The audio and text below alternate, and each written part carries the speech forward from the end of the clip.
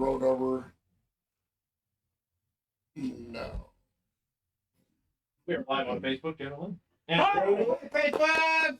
Hello! It's Tuesday night! Where the tacos at? Yeah. Where are my tacos? We are currently live on TikTok and Facebook. I can't scratch my nut. Help me! It's just so bad. Hey Rob, you do me a favor. Come on, Rob. I've been 3 months now. Sorry, I do not accept your physical role. Damn it! Is it all the feathers? Because I know that's not. All right here. And also, I'm not interested in coaching. No. Neither is Steve. Yeah. Oh, wait, this girl just went Surprisingly, neither is Trevor. It's a new ride at the Disneyland. Everyone, What we should have done is when he said, "I'm going to move the camera," we all should duck down so like nobody's in the frame. Like, what the? I'm right under the table. Where is everybody? Everybody jazz hands. Jazz hands. Jazz. Jazz. Man. We are just being stupid tonight because we're not going to play a game. Yeah, no, we're having a conversation about gaming. Yeah, you might want to explain what we're doing tonight. Yeah. Oh, we're way into this, and then Everybody's like, "Well, so what are you doing?" Weenie. So we're taking a little bit of a Weenie. break, and we used to play a game based on the DC Heroes 3rd Edition role-playing game. This one here. Hold it up to the thing. You Hold the thing up. Got the MK. want to show them over there? Whatever. DC Heroes. and if you haven't seen Suicide Squad, go Probably see not it. good. Yeah. No light on there. It's coming in pretty good. Is it? Ah, there's kryptonite in this gravity thing. So we used the rules for this DC game, and we created our own superhero world called Empyrean City. And years ago, we made characters for it, but I've always wanted to kind of go back and visit it. Union City. Yeah, Empyrean City. We've always wanted to go back and visit it, so I thought with a new group. There's a whole bunch of Chinese lettering on TikTok. I don't know what that is. It means put the book too close. Right. I think it's cursing you out, probably. You big weenie. You fired. So we are going to make characters for the new players, and just to have them in future reference, because I would like to revisit this world. It was a lot of fun to play this. Yes, I've only got the tattoo of my Yes. character on my body. I Yes. would like to play her again. So yeah, we're gonna talk about this gaming system and the world we created, and then Rob, Dennis, and Wade, if they're so inclined, will make characters for this. The character creation process is pretty not involved, but it's kind of like whatever you want to do. So you can make kind of any character. And when we talk about the world and some of the characters in it, it'll give you an idea of what we're going after. This is not your 4-color comic. One of the rules we came up with was no capes, no tights. If you're going to be a superhero, it's got to be a rational reason why you dress the way you do. So kind of the influences were kind of the 90s Marvel comics like X-Men, Ghost Rider. Ghost Rider didn't really have a costume per se. It was just a spiked leather jacket. It's a costume. Well, it is a costume, but it's not. Anybody can wear that. Sort of. But yeah, we didn't want it to be like superhero uniforms or anything like that. So another good example was the movie Unbreakable. That is kind of a perfect character for this world, or like the movie Split was in like Solomon movie. Shyamalan. I can't remember. Did you be looking at that? I'm just talking to you guys. Yeah. I'm talking to you too. I can all see in your ear. So anyway, it's a really cool game, and I think it's pretty good. Yeah, it's pretty fun. And the world we created, we had some really clever and interesting characters, and I thought it might be a neat world to revisit. And yeah, so And yeah. Yeah, man. that's what she said. Yeah, man. So we'll start off talking a little bit about the actual world, so you guys get an idea of what Empyrean City is about. Oh, you just cut the stream. Cha cha cha. Oh, we're Stream down. on. Stream off. OSB. So The streamer? yes, I should wait for Dennis. That was Yeah. So he knows what's going on. He's a pooping. Yeah. He's printing character sheets, actually. Oh, Well, we're not character sheets. He could be printing character shit. Hey, he's I don't know. he's giving her crap right now. That's what he's saying. Giving it to. Oh, yeah. Oh, I didn't. I'm to unveil the snack table. Oh, What? Oh, snack table. Oh. It's time to unveil the smut table. I'm like, did we have a new table? I swear to God. Smut table. The smut table. I'm That's like, where I keep my bestiality books. Can we roll up those characters again? Yes. I got my license and ID Monster right now. hand job and the. And the safe word is still pineapple, right? No, it changed. No, that's not the safe word. That's what they're Oh using. boy. Yeah. That's not the safe word. That's a request. That's hope. Oh. Please, pineapple, please. Pineapple. Not the agave cactus anymore. No. I'll go back to pineapple. He's back. Yes, trying to do character sheets here. Character sheets? Yes. And giggles. Hot chili pepper tortilla. Sounds painful. What are those? Hmm? What is it? Cookies. Well, like little crispy rolled up cookies. Oh, that's something you would like. Never have a. You stick your head in the bag and hell, it doesn't hurt, you're good. Stick your bag in the bag. These might be hot when they open them. Me and Wade will be the judge. Probably more Wade than me. It's actually just a little zingy, it's not hot. That's okay. And the next one is brought to you by Tinkies. Tinkies. No, the blue ones over there says they're hot chili Barbecue pepper. to pieces. Ones. What's good?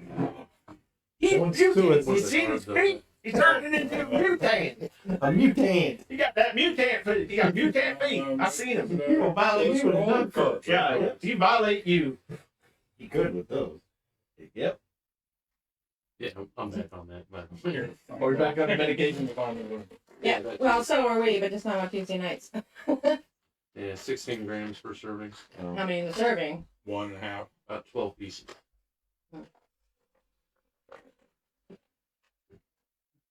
Yeah, they're not bad. They're kind of. The other ones say Okay. hot chili pepper, and I'm like, oh god, and they're blue. And Let's it says see. blue heat. Sounds like a bad 80s movie. And it's cigars, Richie. The world gone south. Blue heat. Speaking of bad movies, Oh. the where one of the classes I'm in this month is film Dark. criticism. Mm-hmm. One of the Hey, modules, stop it.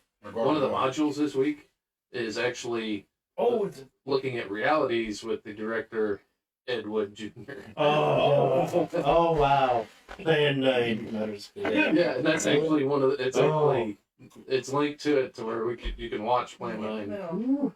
What? sweet. And then they also have Hey, a grab your bag Siskel and and pop it. Ebert review of the biopic of the one Oh. of the biopic that was done. Oh, Was that the one by Tim Burton? Yeah. Yeah. Brianna's watching. hi, Brianna. Hello. Welcome to game night. Anastasia's watching. Anastasia, Hey. welcome as Is that well. Brianna Farrago? Jazz hand for you. Was that jazz hands or was That that? sounds for everybody. It was that. Athletic Fitch fans for you. Hey. We don't have Twitch tonight. Karen's on. She said hello. Hi, Jen. Hello.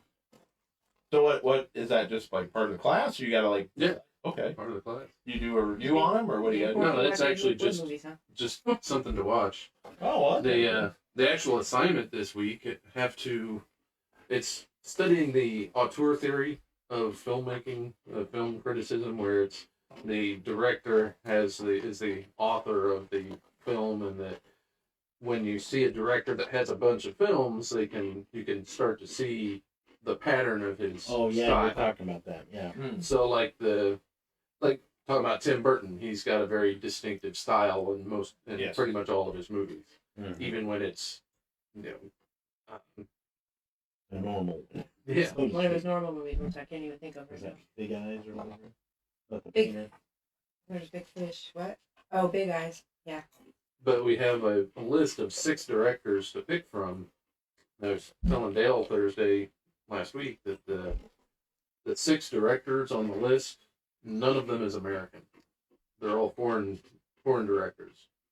And the instructor's like, yeah, and I specifically chose foreign directors because what good does it do to have you watch, regular Hollywood films when all you have is your camera, your resources? You can't approach any of this.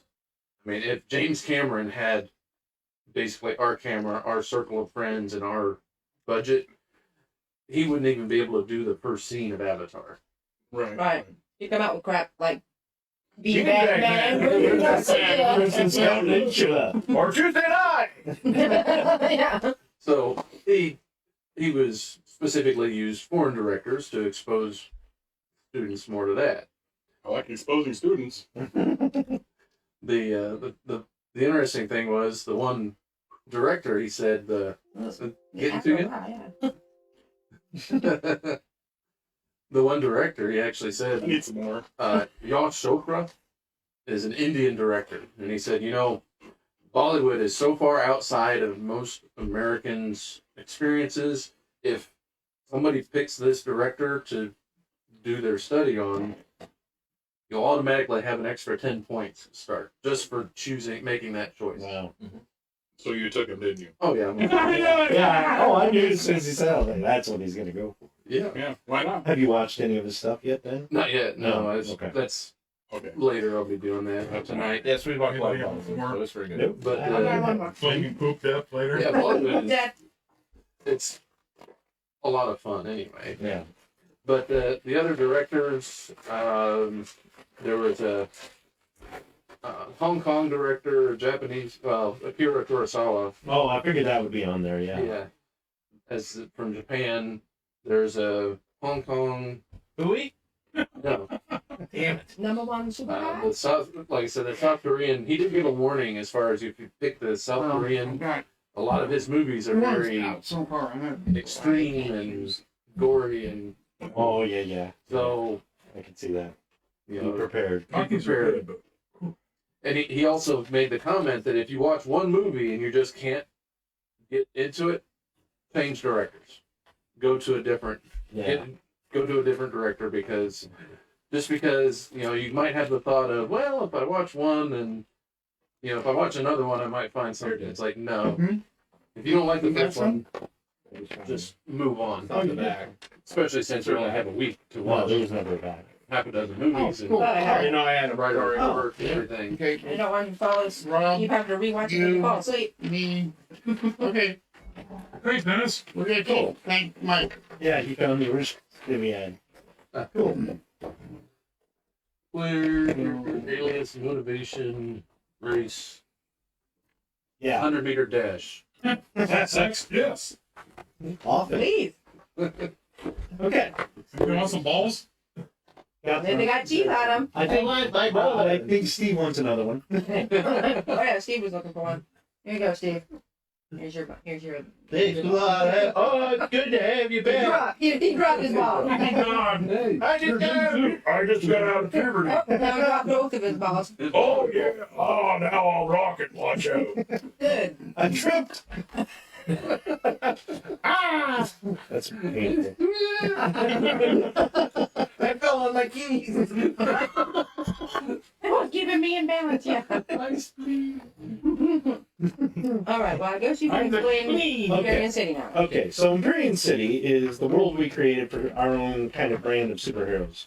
We're using the DC rules for it. They're easy to learn, and Difficult to master. yeah, maybe. So Imperial City is located in a fictional city. It's a fictional city on the east coast of the United States of America, somewhere between Boston and Washington, D.C. It is a city with an excessively large population. The city has one of the largest bank institutions in the U.S., countless factories, vast corporations, and an active port, and has many national, historical, natural, and local landmarks as well. This city is where the story originates. It is also called the City of Wishes due to the fact that in this city, any wish, no matter how bizarre, can come true. That was always their motto. Goes into places of interest, but I'm going to tell you about mainly what has transpired in the city, and then we'll talk about some of that stuff.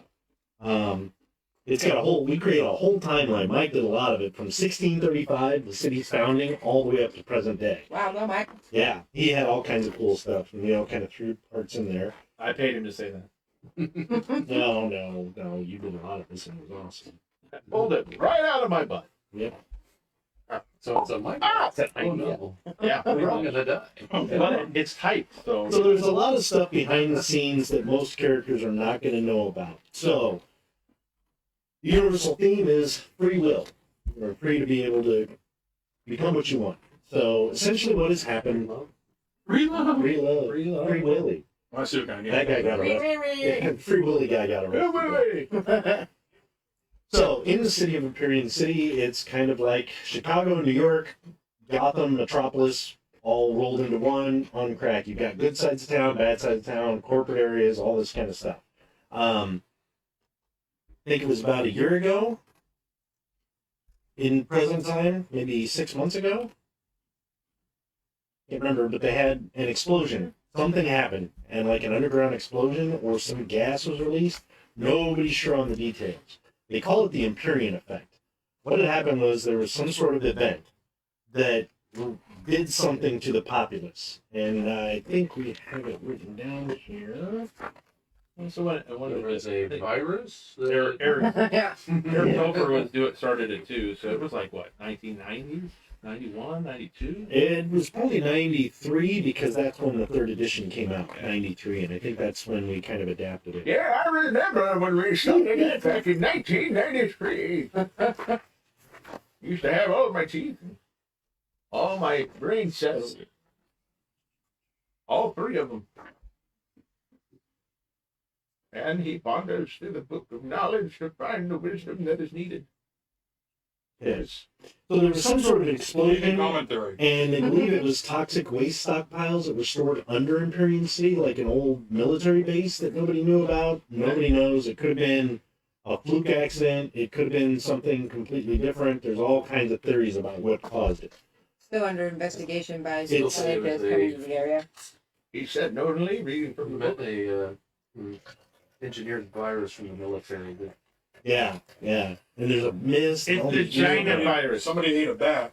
And So they call the effect the Empyrean effect. somebody had sex with a monkey. World forever changed. Sorry. That was bold. Well, I don't say that it was a monkey. It was a dog. I wasn't sure. They shaved the monkey. I couldn't. All I know Well, that was after the Damn. fact. That was after. I have to admit. I have to be honest with you. Oh, right. That was awful. Now go ahead and tell the story, man. The only hard monkey in No, go the ahead. I'm still reading. Well, anyway, the monkey, you see, it was not very hairy, but when I gripped upon it, I figured that something was strange, but in the act of throes of knowledge and experiencing and learning, I found out that monkeys are not human. It took you that much to figure that out? Well, I had to go through the entire investigation. Scientifically, Yeah, He full has- pro. He has a steep learning curve, you know. yes, one drink. How many strokes did it take you to get to the sense of the monkey? 1, 2, 3. Okay, so I got here. Back to the game. When the explosion happens, Thank God. when the explosion happens, nearly 1/5 of the population has mutated. Oh, right. Now, some of these mutations are simple mutations. Somebody's ears have gotten larger, their eyes become a different color, their skin turns a different color, or breaks out in weird patterns, that kind of thing.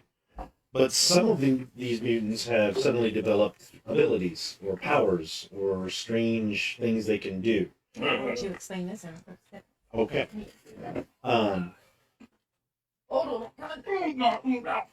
Some are full mutations. Most others, and most people have shunned these people. Once the Empyrean effect happened and people started mutating, It was a big case of, oh my God, what has happened to you? They tried to quarantine all these people.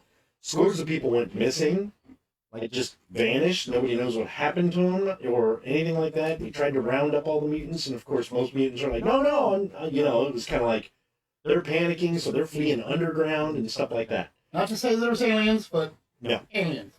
Alien. I was probed. Well, you didn't want to hear about your Friday night. You're not supposed to pay the aliens, Bo. It was a monkey. So once this all happens, a lot of the mutants flee underground or go to places where cops won't go and things like that. You actually have whole neighborhoods, small neighborhoods have mutated. So like everybody in this neighborhood is now mutated in some fashion. So when they go to try and round these people up, they start fighting back. Like, no, you're not taking us from our homes, that kind of thing. Right. Doctors are trying to like do emergency procedures and stuff like that. Some mutants don't even make it. Some mutants don't make it. Some do. When they start fighting back, now you got like hate crimes happening on both sides. So normal people are afraid of the mutants. Mutants are kind of mistrusting of the normal people. It's been about, I think it's been about 6 months to a year since that's happened. Because people think that sometimes some of the mutations affect other humans, so they think they're contagious sometimes too. So Right. there's a lot So there's a lot of that too. So people fear the mutants. So you've got a little bit of that going on. So the mutants themselves have kind of settled down in a way. There's still a lot of hate, a lot of fear, obviously. But some mutants have actually managed to. Ben said we're having major feedback. Uh-oh. Okay. Feedback.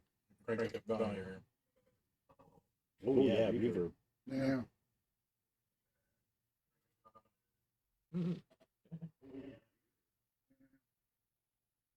Well, we're repeating everything. Yeah. It's the time of the mutants.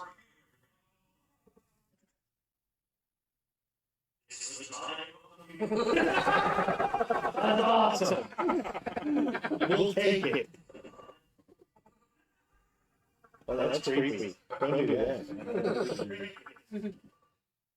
Well, That's what she said.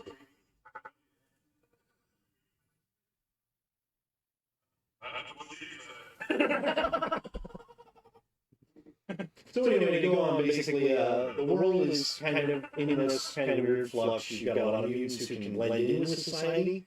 Some can't.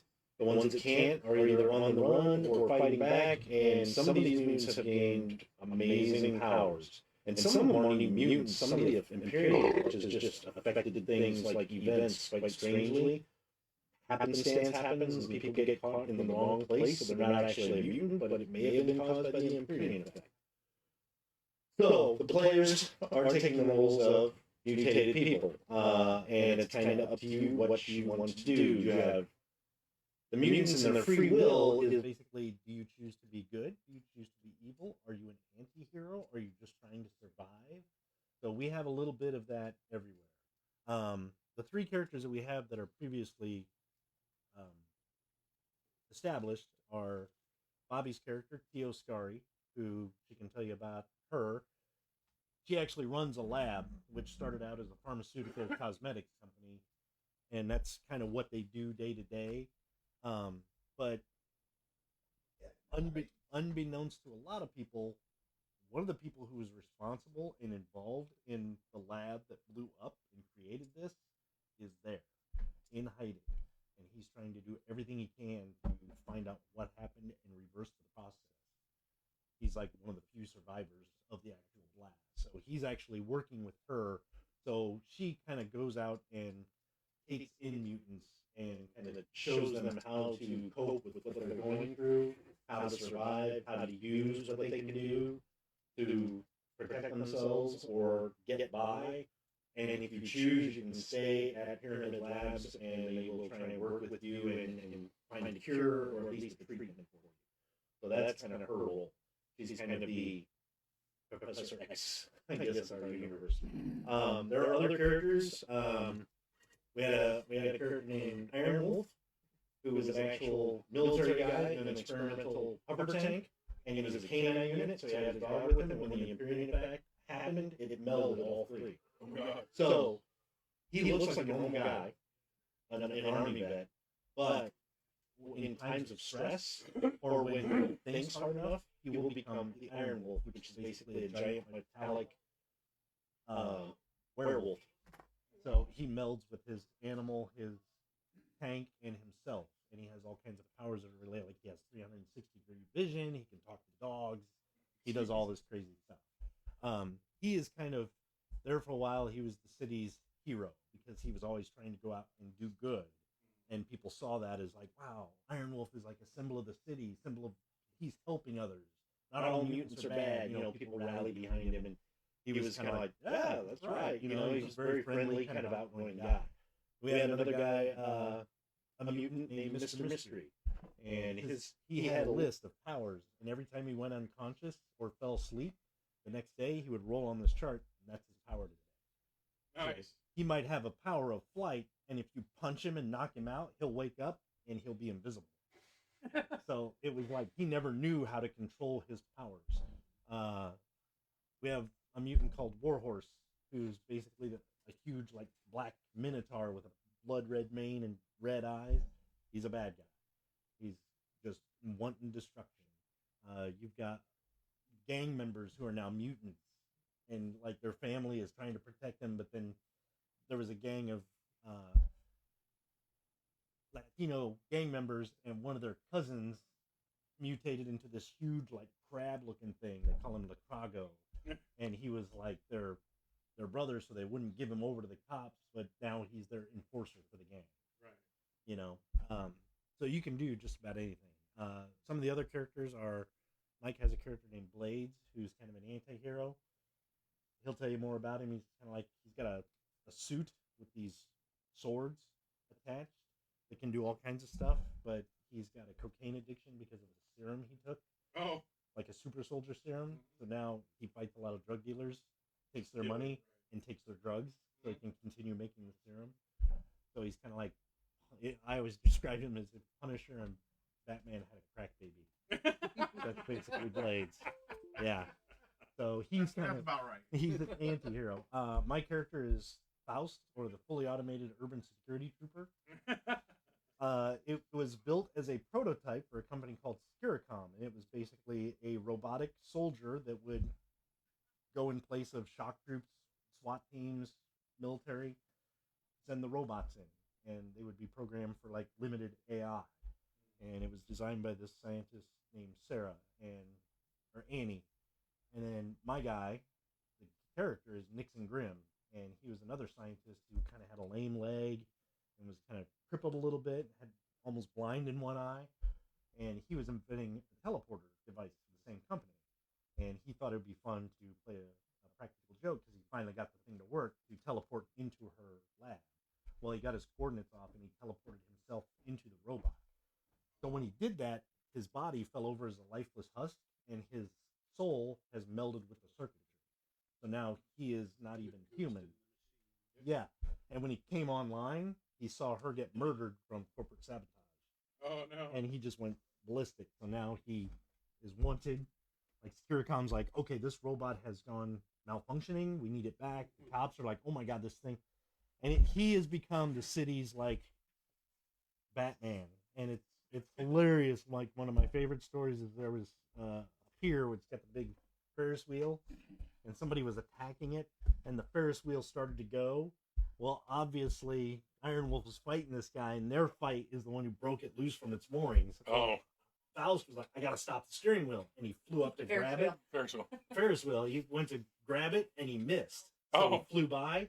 The news reporters caught it and immediately blamed him for knocking over the Ferris wheel. And he's like, are you serious? I wasn't trying to help. So he's kind of stuck. But he's freaking out because he doesn't know any minute he could just go offline. He doesn't know. Right. But he actually is becoming a proficient in the occult. Oh. So he's like, okay, what is all this? So that's his character. So you got all kinds of things you can do. So is there, I mean, for the game, is there a group, or is there, I mean, are we just happenstance? Yeah, How are we? what we want you to do is make street heroes. Basically, you're Yeah. living your life, but a lot of these heroes have encountered each other enough that they're starting. They're not like the Justice League, but they have worked together, Yeah. so they know each other. So like Faust, Oscari, and Blades, they're always bumping into each other. So it's kind of like, no, we work well together, and it's so funny because she's like got all the security in the labs, and it's Blades' like life's ambition to bypass her security to get in to talk to her. Like, it's kind of like the Batman, haha. Like there's a scene in a Justice League comic where the JLA's meeting, and Batman drops down and scares everybody. And Superman's like, I didn't hear your heartbeat. And he's like, it worked. Come on. So that's Blades and Oscari, basically. Meanwhile, Every Faust time is he like, finds a way in, I'm like, okay, fix that. yeah, and Faust is just like, I don't know what the hell is going on, but here's what I do know: it's not good. Right. So they usually kind of work together. So Iron Wolf is kind of the city's unofficial hero. He'll be there, but we don't have the player, so he'll just be in the background. I sure will. Oh. And another good example of that is Oh. You didn't say the safe word, so. so like Iron Wolf is always blamed for the good stuff. Faust is always blamed for the bad Right. stuff. Well, they worked together before. Somebody actually stole Faust's head at one point. It went missing, and he's like, "What the hell?" Well, Iron Wolf found him and communicated to him by tapping him with Morse code, which he understands. And he's like, I'll never forget it because he's like tapping his shoulder. It's okay, I'm here. And Faust just feels his ears. And he's like, "Damn, is it you?" So these guys have all worked together. They have their differences, but they're just street level heroes who happen to get into all kinds of crazy stuff. Occult is a big thing. A lot of these mutants have occult powers. There is a character we created called Dirge, who may or may not be an actual demon who lives out at the cemetery. It's kind of like, I never intentionally made it that way, but he's kind of like Hellboy, but he's a little bit more Doctor Strange meets Hellboy. And he's kind of like, he haunts the cemeteries and looks into all this stuff about the occult. There's people like that. So it is kind of like DC and Marvel. I mean, you want to make Doctor Strange or Felix Faust? Go for it. You want to make a Batman or Iron Man character? Go for it. Maybe the Empyrean effect just actually boosted your intelligence. Maybe that's your mutation. So that explains why Blades is the way he is, or that explains the situation where Faust transported during the Empyrean effect. Maybe it was the Empyrean effect that moved his coordinates. Right. You never know. Or maybe it was totally unrelated. And it's a point basis. You're getting so many points to build your character. Yeah. It's just like you roll stats. You get like 500 points. You're gonna throw it in one. We had one character, basically was Superman. He put it all in strength and resistance, so he could pick up pebbles and throw them at you, and it was basically like a shotgun going on. So, and that's what you do. You run around like that. But it's kind of like Deadlands where you get hindrances. So you're going to get extra points for having strength appearance or stuff like that. So you can kind of up this up, but take these hindrances to make you look more mutant, and so on and so forth. So there's a lot to change. So for example, So here's anything's possible. here's my character Faust. This will give you an idea. He has the advantages: genius, lightning reflexes, scholar in physics, genetics, and gadgetry.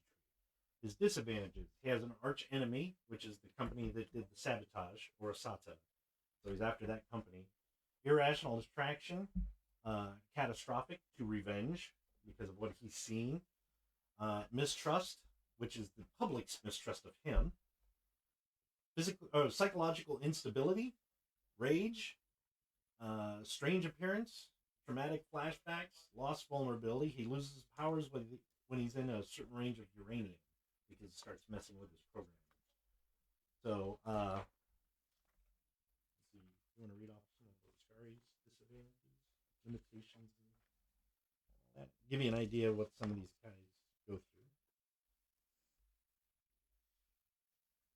Limitations. Minor fear of Christianity. She's Egyptian. Oh, because of that orphan thing. Yeah. Danger sense. Oh, I have a danger sense, but I can't. It doesn't happen passively. I have to actively It's use not it. doubling up now. Hmm? We don't have The sound. Sounds better. I have the ability to cling, but not to glass or sheer metal surfaces. Miscellaneous vulnerability. Oh, danger sense armor. So if I do get danger sense, my armor will automatically, my exoskeleton whatever, will automatically pop out whether I want it to or not. The problem was that since there were two, the same mic, the computer was trying to feed them both through at the same time. So it didn't have a thing. So, Oh, Did okay. somebody So- say that the mic? Yeah, sound they were. effect? yeah, we were getting a bad reverb. Reverb.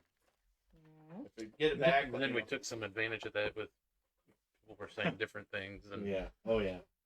It was epic. You have to use what you got when you got it. Okay. So, kind of behind the scenes, without giving too much away of the plot, which is something kind of like Deadlands, akin to the Reckoning. When the Empyrean effect happened, it gave everybody a choice between the light and the dark. So it's kind of like you are embedded with a spark in your soul that either gives you to the light or the dark, or sometimes in the middle. So, for example, Teoscari probably has a light side spark. Ironwolf has a light side spark. Somebody like Warhorse has a dark side spark. Guys like Faust and Blades, they're kind of in the middle. They lean toward the light side because they try and do good, but they have that little bit of darkness that kind of makes them the anti-hero. So when you create your character, think of that. The characters got some examples, other examples, and I got some pictures to give you an idea of what they look like. Faust, that's his robotic form, and there you see him as Nixon. I don't know if you can see that. Yep, that's good. Okay. So again, no costume, no uniform, no cape. It's a robotic body. Right. That's his superhero action figure. Here's another character, Thaddeus Valenshire. He's actually from another dimension. Yeah. He's from another dimension. He looks like an elf in this really like ranger like armor. Mhm. He's got this weird helmet. Yes. Oh, he's got this weird helmet and these shoulder pads. He does have a cape, but there's a reason. All of his armor and weapons are insects that connect with his neural system. So like the cape, the shoulder pads and the cape looks like a long kind of grayish tattered cape with these broad shoulder pads. It's actually like a version of a moth that is riding piggyback, and his cape are the wings. Oh. So he can glide. Mhm. His helmet has like these spikes that come down and like these spikes off the front, and it's kind of like sheer. It's actually like a cricket that sits on his head. And what it does is it plugs into his skin and it gives him 360-degree vision. So it's like there's a reason for it. Another one, his arm bracers look kind of insectoid.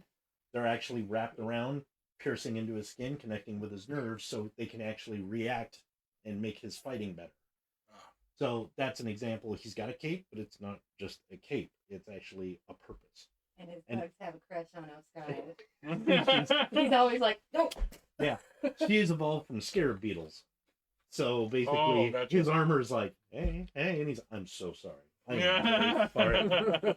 And the Empyrean effect opened a portal for him to come here, and he's kind of like a true light side warrior. He wants to help and do good and kind of find a way back, but he's like, I'm needed here.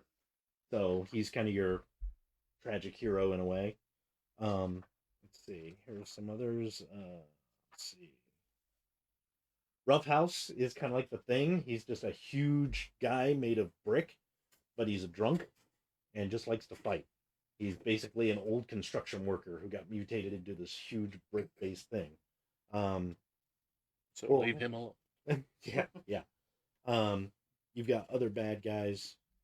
Some of them are corporates. Some of the bad guys are corporates. Here's a girl named Sandra. She looks human, but she's actually now mutated to look like a mermaid. So she actually becomes amphibious, and she has vulnerabilities about being out of the water too long. She actually lives on or near Pyramid Labs, like in the water. Oh. So she's kind of a younger, like, teenager. So she's coming to terms with what she can do, and they're like, maybe we can cure you. And she's like, I don't know if I want to be here. This is way better than I ever was. Yeah, right. So here's an example of a villain, 3-step. He's actually a humanoid rattlesnake. Who's a hitman from the West. He's actually from Arizona, so he looks like a rattlesnake. That's his mutation, but he still carries like 6 guns and wears the bolo string ties and all that. No costume, no capes, that kind of thing. I mean, if you have one, just have a story about it. Like, Yeah, like I said, if you want to have like a costume or a cape, make a reason for it. Like Mr. Mystery, he was like, I want to go out and help people, but I don't know what I'm doing. He just wore a trench coat and an old motorcycle helmet. That was his. It was kind of like Unbreakable, where Bruce Willis has the poncho with the hood up, but it says security on the back. That's like a perfect Empyrean City costume. It's a superhero costume, but there's a reason for it, and there's a reason he chose that. So think about that. So not unlike Necessary Evil, where Necessary Evil had like those characters had costumes and stuff like that. These are just normal people who are living in extraordinary times with weird abilities. So the fun part is just coming up with what you want. And some good examples for our villains would be more along the lines of Batman's Rogues Gallery. Right. Mr. Freeze, it's a cool costume. Mhm. There's a reason for it. Right. Two-Face, he's just psychologically unstable and splits all his clothes down the middle. Not really a costume, it's just his psychological thing. More so than the Superman villains, where it's like, yeah, Lex Luthor has like the suit. That's cool. But, so think about that. I think I got my character figured out. You do? So, yep. Yeah, I've got an idea. Okay. Yeah. All right. Wow, that was fast. Good. So now we'll talk about the game a little bit. So you are going to get stats, and we'll go into that, but I want to explain how the game works. So everything is measured in AP, attribute points. And it gives an example here. So let's see. So drop your pants. Again? It's prostate time. So APs are used to measure time, distance, weight, volume, everything. So 0 APs is 50 pounds, or up to 50 pounds, up to 10 feet, up to 4 seconds, up to 1 foot by 1 foot by 1 foot, up to $25, or up to 1 paragraph of information. So 0 APs. Every AP doubles that. So 1 AP is now 100 pounds. Right. 2 APs, 200 pounds. Right. 3 APs, 6,000 pounds. 400 pounds. You're right. It yeah. always doubles the AP Math. before. Math hurts. So, like most people, like they gave the example of Jimmy Olsen has a strength of 2 APs. Superman has a strength of 25. Right. So, going toe to toe with him, not going to really help. Right. So if you think about it, most humans have 2 to 3 APs in a stat. The way it works is when you go to hit somebody, there's an action table, and you can see it there down at the bottom. It's kind of hard to read. So let's say you had 3 APs in your fighting skill. So you look at the column where it says 3 to 4, and let's say you're facing a guy that had 4 in his defense. You need to roll 9 or better. Exactly. Or 11 or better. 11 or better. Yeah. Yeah. So that's it. If you're fighting a guy who has a 2 AP, you're probably going to need a 9 or better. If you're fighting Superman, you can see you're going to need a lot. 22 to 24. Yeah, about 40 to 36 or Yeah. so. So, and then when you resolve it, there's an effect and result table where you do the same thing. Okay? Now, when you roll your dice, you're going to roll a d10 for initiative. You will have an initiative score. So you'll roll a d10, add that to your initiative. That tells who goes first. The lowest initiative declares what they're doing and so on, and then you reverse it. To make a roll, like you wanted to punch somebody, you roll 2 d10s and add them together. If you beat that target number, you successfully hit them, then you go to your result table and see how much you did. If you roll doubles of any number except 1, so if you roll 2 2s, 2 4s, 2 8s, add those together, roll again. Roll again. So it's like Keep rolling doubles Like popping, until yeah. you roll a 1 and a 9, you're done. If you roll double 1s, you fail. It's like a critical failure. And if you roll 2 2s, 2 8s, 2 9s, 2 1s, you just failed. Oh, So if nice. you roll double ones at any time, that roll is done. And wow. I guess if you really wanted to, you could probably stop if you're like, oh, like 2 2s, 2 8s, I'll keep it. I suppose you could do that, but most people just keep rolling.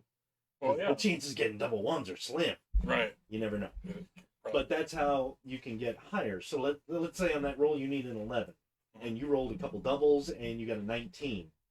On that action chart, you can look. There's column shifts. So if your target number was 11, you start going to the right.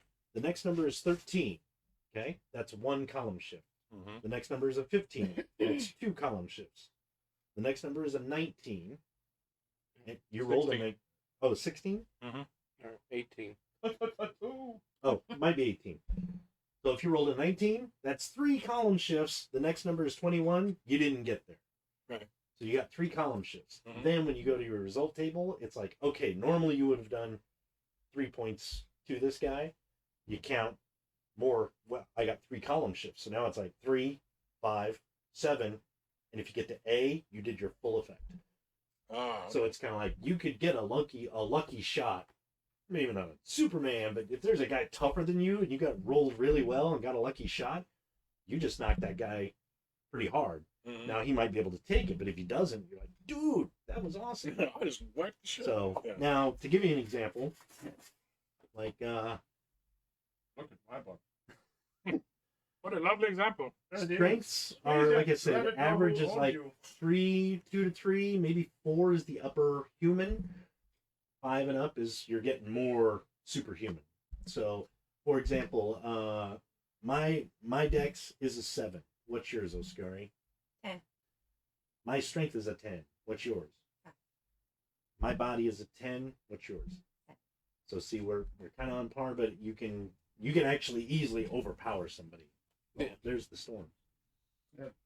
So to go with that, you'll notice that your physical attributes are along the top, and those are kind of like dex is to hit somebody. Strength is how much damage you do. Body is how much damage you take. Okay? Intelligence, will, and mind. So those are your acting influence, your effect influence, and your resistance influence. So intelligence to solve a problem, willpower to resist something, and then mind is how much you can take, how much stress you can handle. Same with your spirit, which is influence, is your force of personality. Aura is how you can kind of withstand things, I guess you could say, resist things, and then your spirit is how much you can take. Think of it that way. So you've got your acting, your kind of Acting. yeah. Acting. So when you create your character, you'll put those points in your attributes. Now let's see. I am so hungry. Is your stomach rumbling? Yeah. I'm so gassy.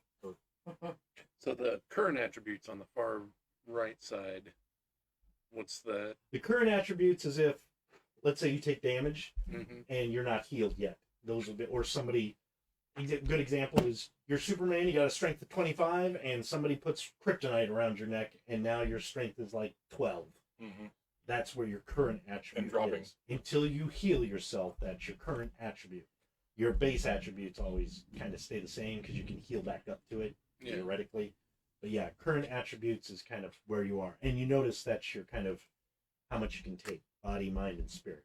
Yeah. So that tells you how much damage you're taking and whether you're still up or not, essentially. Hero points is basically experience points. So you gather up your hero points, then you can increase powers, you can buy powers, and all that good stuff too. So let's see. We're creating a character. Take off all your clothes, rub yourself down with chicken grease. Sweet. Bacon grease if you're really But what there. if the chicken is from Turkey? No, you know. Sometimes it gets confusing. Instead of grease, turkey. Turkeys and grease. It's a geological joke. You're not getting it. Well, I'd gobble up that though. Okay, now did one of us lay an egg there or what? Oh, What would be Lord. good stuff? Oh, the yolk's Don't on get your you. feathers ruffled over that.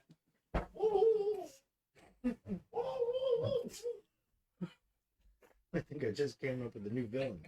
Gobbler. The Gobbler. Oh wow. If it's a chicken, he can be the. Never mind. Okay. Rocky the Gizzard. Nice. No. Hard. Just man. Hallelujah. Just man.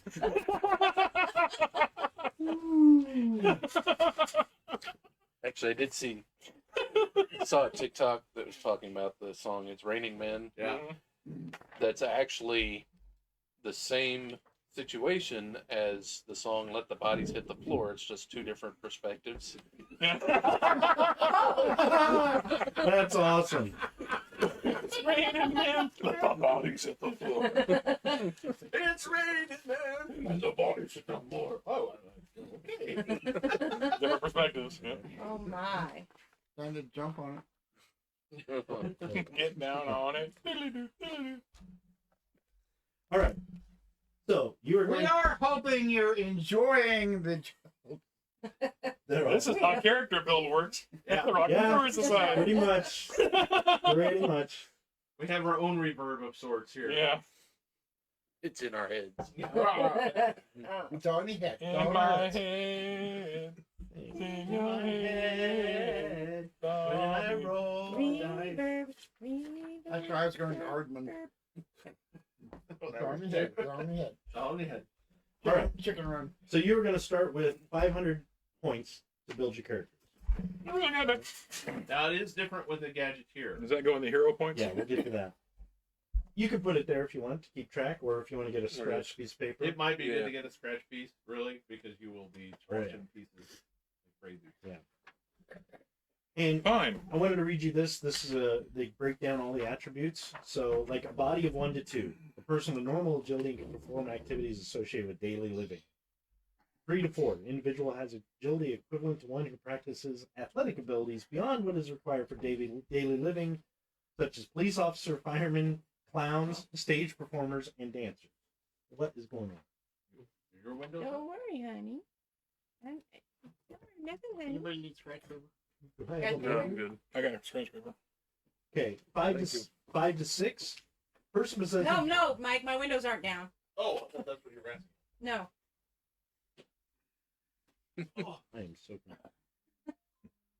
A 5 to 6 in dexterity. The person possesses agility equivalent to individuals who are well honed in athletic prowess, such as gymnasts, stuntmen, and circus aerialists. Okay. 9 to 10. The person possesses the best agility humanly possible and can easily become a record-setting gold medal Olympic gymnast. Then it goes up, like 11 and 12 is superhuman level, and then 29 to 30, a level of agility where the individual's reactions occur as if he was clairvoyant. So if you think about it, a 10 is kind of like the peak human, like Batman. Mm-hmm. And it breaks it down with strength and all that. So if you have an idea like, well, what does 4 APs of intelligence get me? It gives you a little list you can kind of compare it to. Okay. Are you going home? Yeah, I heard. Oh, I'm sorry. I didn't know that. Is that what you're trying? Why didn't you just say that? You were busy talking. I wasn't being distracting at all. All right. No. Not at all. Just briefly. All right. I'll be home soon. Good night. Yes, well. Thanks for the kiss. Thanks for being here. Oh. Oh, I gotta bend over for that. That's what That's she what said. Thank you, sweetie. I'll see you soon. Night TikTok, night Facebook, night Wade, night Rod. Good night, Bobby. Rod. Hold your big wiener. Big Rod. Night. Good night.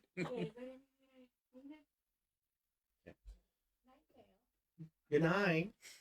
Night, cowboy. All right. When creating a character, every attribute, power, skill, and advantage must be purchased with hero points. Everything a player purchases toward designing his character that is measured in APs is given a factor cost, which is the measure of how useful the power, attribute, skill, or wealth rating is during actual play. We'll get to that. The factor cost of an attribute, power, or skill determines on how many hero points a player must pay to purchase. So we'll get to that. Okay. Let's see.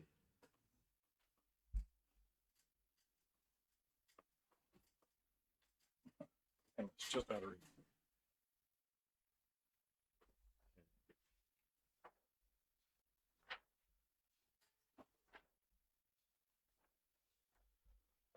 So there's attributes that talks about that. Purchasing powers and skills. I'll just read the general thing and then we'll do it piece by piece. Following the purchasing of attributes for a new character is the selection of powers and skills, which are purchased in much the same fashion as attributes.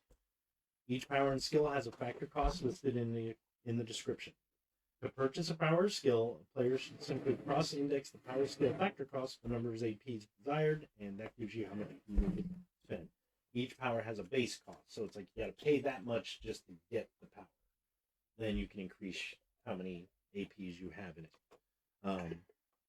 The base cost represents it acquiring it at the skill at 0 AP. So that just means you have the skill. There's bonuses and limitations that you can do that. For example, Bobbi had the power of plane, but her limitation was no glass or metal shear surfaces. So that's a limitation. So it might actually make it a little cheaper the more you limit it. Kind of like necessary evil. You know, if you take a limitation to it, might make it a little cheaper, that kind of thing. But it gives you ideas. You can link powers and skills. They derive their effectiveness directly from a character's attributes. When a player chooses to link a power or skill, he must purchase a number of APs of the power or skill equal to the number of APs possessed in its link attribute. So if you want to, like, Faust has invulnerability linked to his body, which is 10. So his invulnerability is also 10.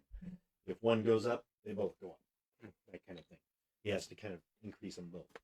So, So it's double cost. If he's going to increase that, he's got to have enough to. sort of. One of the advantages of linking powers and skills is the hero point costs are much less expensive. Players are allowed to subtract 2 from their factor cost for any linked power. So it's actually cheaper to get them. Once power or skill is linked, it is forever linked to its attribute. If the link attribute should ever decrease, so will any powers and skills linked to it. Another disadvantage to link powers and skills is that they are much harder to improve through character growth. You cannot spend hero points to increase a linked ability alone. You must increase the ability's attribute as well. So you got to do it at the same time. So you got to save up a lot. Like I'm going to save up a lot of points to boost that anymore. Melcy just said she thinks she saw a cow fly by. Oh my! Move. Because it was a moving bovine. Move. Now it says the next step is purchase advantages necessary for the character. Let's see. And then there's purchase wealth. And then the last thing they talk about is select drawbacks. But you might want to do that first because drawbacks give you points, kind of like hindrances in Deadlands.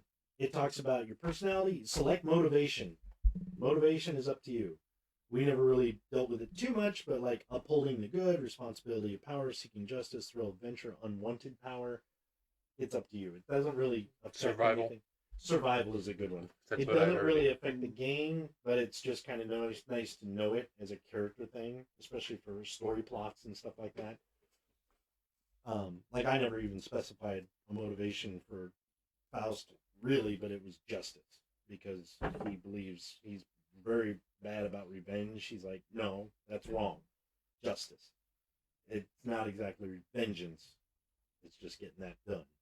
So I think Oscari's is below the waistline. Oscari's motivation, help the less fortunate. So that could be a motivation too. Okay. Let's see. There's that. It's funny. So here are advantages and drawbacks. So the way this works, area knowledge is one. You're gonna have it, you don't have to have it. If you have area knowledge, it's like, oh, I know where that's at. If you don't have it, assume that you've spent a lot of time in Empyrean City because you're probably stuck here as a mutant. You could leave, but it takes place in Empyrean City, so you're probably a native of here, or if you just came here, you don't have to have it. But here's an example. Attractive.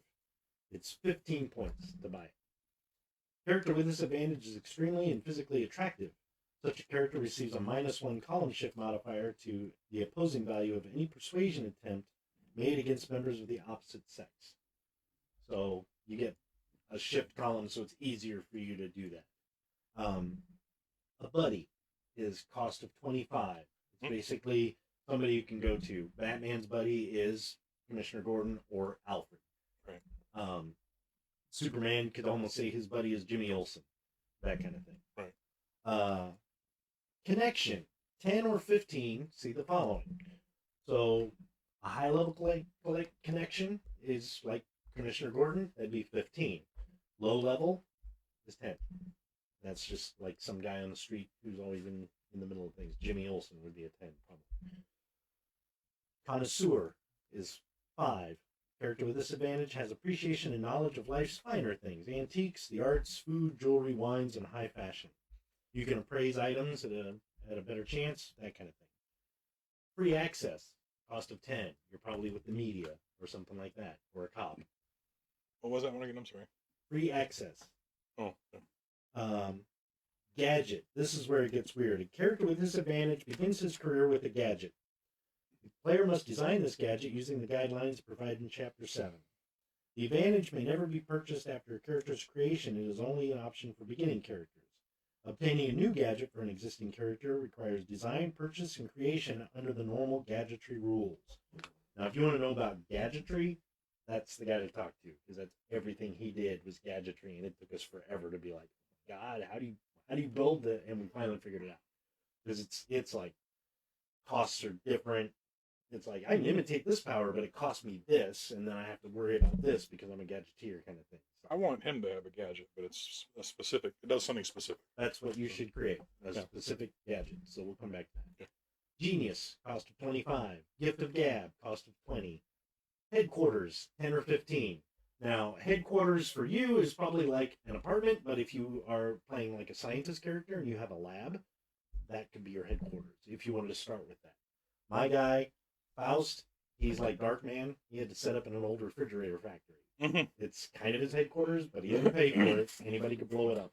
Right. And it's just an old factory with some old computers. That's it. Insta-change, cost of 5. This is like Iron Wolf, where he's like, just thinks about it, clacks his bracelets, and bam, he's Iron Wolf. That's insta-change. If you want to have that, it's something that you can do. Figure out the rationale behind it. Intensive training. That was how much? Insta-change is only 5 points. You can switch into costume instantaneously. Utilizing this advantage costs the character 1 automatic action during the phase of insta-change to change into a costume.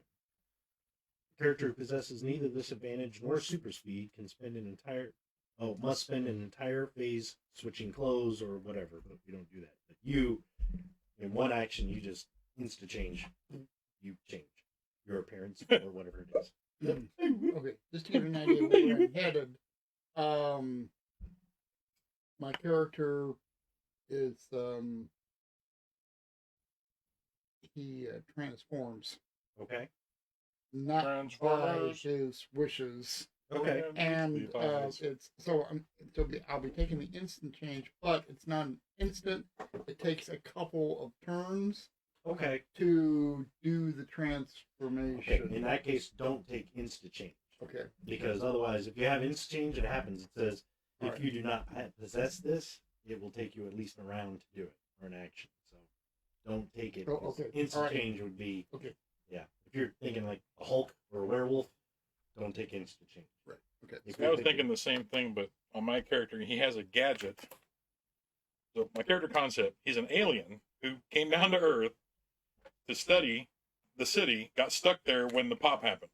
Okay. So it messed up his gadget. His gadget cloaked him to make it look like a human, as well as helped him collect data. But the change messed up the gadget. So his cloaking, as it were, actually he looks alienish, Okay. kind of like human alien hybrid, and Okay. he can't fix it because it's broke. Okay. So That's the idea I had. Because I was going to take instant change, but he doesn't change. He's just kind of stuck in this Okay.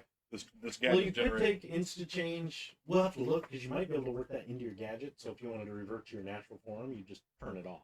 And Yeah, it would that's be what I was instant thinking. Change. Right. Okay, so that's something we can work into your gadget. Okay. Iron nerves is another one. Leadership, lightning reflexes cost 20. Luck costs 15. Character with disadvantage is unusually fortunate. Once per adventure, the character may invoke the advantage and receive either a -1 column shift to an opponent's roll or a +1 column shift to their own. The player must choose which of these bonuses to utilize and when to invoke the luck advantage. If the player decided to invoke luck while the lucky character was attacking an opponent in hand-to-hand combat, party member would receive a -1 column shift, making it easier. Omni connection is 20, and this is somebody, I don't know how to describe it, has friends and potential connections nearly everywhere. Oh, So instead of one connection, it's like, hey, I know that guy. I know that dude. Yeah. Yeah. Pet costs variable. Popularity costs 20. Character with disadvantage is respected among the citizenry and the media. Iron Wolf had this. Such character tends to attract a huge crowd of well-wishers and autograph seekers whenever he appears. Captain Amazing. Right. At the nursing home. Rich family and friends costs 15. Scholar is 10. Gesundheit. Yeah. A scholarly character may recall extensive information on a subject studied at will. Additionally, any action check using a scholar advantage receives a -2 column shift, so it's a lot easier. What? How many points is that? 10. The advantage may be purchased in conjunction with information gathering or creativity-based skills, such as detective or artist. Character may possess more than one scholarly advantage, indicating the character has learned several subjects. The advantage may only be purchased once to cover any particular subject. Thus, the character must purchase the scholar literature advantage 3 times to achieve the +6 literary stuff. So like again, Faust has scholar in physics, genetics, and gadgetry. Yeah. Security clearance costs 15, 20, or 25, depending on the level. Low level clearance, medium level clearance, or high level clearance, probably in the military. Sharp eye, 15. Character with disadvantage has a keen eye for detail and is exceptionally perceptive. Well, how much did that cost again? 15. Okay. And then there's miscellaneous advantages. If there's one you can think of that might fit, that works. Now here are the drawbacks, and some of these are pretty involved, so we'll just go through them.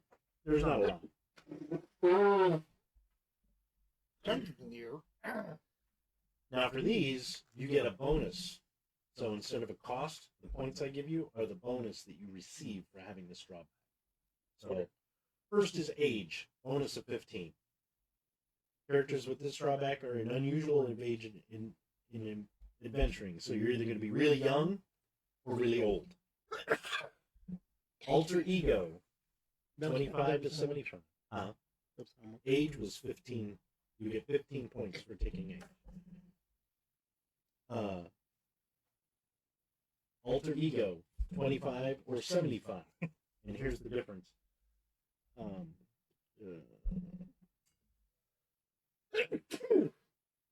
Normally, alter ego is Bruce Wayne, Batman, that kind of thing. Right. But it's also Bruce Banner and the Hulk. Right. So for 25 points, it is controllable. You choose when to become your hero, whether it's putting on clothes or, bing, I'm Iron Wolf. 75 is it's uncontrollable. It's when you get mad. It's when you... When my device short circuits. Yeah. You get 75 points for it being uncontrollable. Player must first design the superpowered form based on the normal hero. Well, yeah, you don't have to do that. If you are going to a lesser form, if you have a lesser form, create your character as the powerful form. So Yeah. when you buy your stats and all that, you're going to be in your more powerful form. What we'll do is probably have you adjust those APs for your weaker form if it's two different things. Like I said, Bruce Banner and the Hulk. Right. It might be like you would create your character with your 500 points is the Hulk. And then you're going to make another character with 200 points, or 225 points. Mhm. That is Bruce Banner. So keep that in mind. If you're going to take that, like, for example, if you have a powerful form and a human form, this character created as your powerful form, and then we'll go back and create the human form. Okay? So 225 for the lesser and 500 on the greater. Yeah. You said. I'm gonna take the greater because his gadget malfunctions too. Yeah. So it drops Okay. everything. Well, that will be worked into the gadget. It's not an uncontrollable thing. It's just the gadget malfunctioning, and it doesn't change your actual. Physical. It just changes your appearance, right? Right. It doesn't change anything stat wise. So that wouldn't apply to you. Oh, okay. Alter ego wouldn't apply because it's a cloaking device. Right. If it was like, yep, I'm Joe Schmo, this is my thing, and it shorts out, and now I'm a 7-foot tall cockroach, that would count as alter ego. Like, this is Gotcha. containing me. Anastasia says, "Bless you." Over and over. Thank you. Arch enemy, 15 points. If you have a character that maybe it's another mutant that you've encountered, or maybe it's your former boss, maybe it's your wife who can't handle what you've become and just vows to turn you into the government. General Ross. Yeah, could be. Okay. Authority figure is bonus of 15. The reason that's a disadvantage, you are an authority figure. You're like, you are Commissioner Gordon. Right. Or you are Bruce Wayne. You know, it's like, yep, I'm the mayor. Now I gotta go fight crime. I can't make that meeting. You know, Right. You gotta juggle all that. So authority figure, that's a bonus, or that's a drawback. So you get bonus points because you have to actually deal with that stuff. Dark secret, 25. A character with this drawback harbors some dark secret which must be protected at all costs. Example, a character adopts a dark secret that he was once a hitman for the mob and assassinated hundreds of targets. If the secret was ever revealed, the character would face a long jail sentence and the subject of terrible public backlash, ruining the character's career. So it's something like that. You know. Exile. 10 or 15 for the following. This might apply to you, Rob. Character who has voluntarily placed himself in exile receives 10 points for adopting this drawback. Oh, and it says a character with this drawback has been ostracized from his native civilization and forced to remain in a locale where he acts as a hero or whatever, engaging in absolutely no social interaction with his homeland. Character's native civilization could be anything from a foreign country to another planet or dimension. So 15 points is forced exile. You had no choice. Like Thaddeus, he has forced exile. He can't go back to his home dimension. Right. If you wanted to take that, I would allow it Okay. because you're stranded here now. Right. Yeah. You Yeah. can't just call home. No. So yeah, I would allow you to take forced exile. Yeah. I need a speaking spell. My device can't call home. No phone home. This one's cool. Guilt, 50. This is Batman. You Oh. know, you have something. I should have been there. I should have protected him. I'm suffering survivor's guilt. Anything like that is 50 bonus points. However, character with this drawback is plagued over guilt over some past failure or series of failures in heroic or personal life. Such a character must automatically forfeit 5 hero points, called the guilt fee, at the beginning of every week of game time. Oh shit. That's the bad part. Yeah. If the character should ever fail to pay this fee, he will suffer a +1 column shift to all of his dice actions until he pays the overdue guilt fee. Dang. So that one's rough. Yeah. Innocent, 10 points. You're a kid, you're naive, you don't really know much about the world, you know, it's like, I could take that one. He's an alien. He doesn't know. could be. He's I mean, trying to learn it. You've studied, so Yeah. you can take. But innocent is also like the age of wonder. Ooh, a prostitute. What do you do for a living? That's not. He's But it's like, you know, a gun. How do I? You're innocent in a lot of ways. So if you're like, oh, I'm a scout from an alien civilization, I've done this before, you're not really innocent. Right. That kind of thing. So keep that in mind. I'll drop it.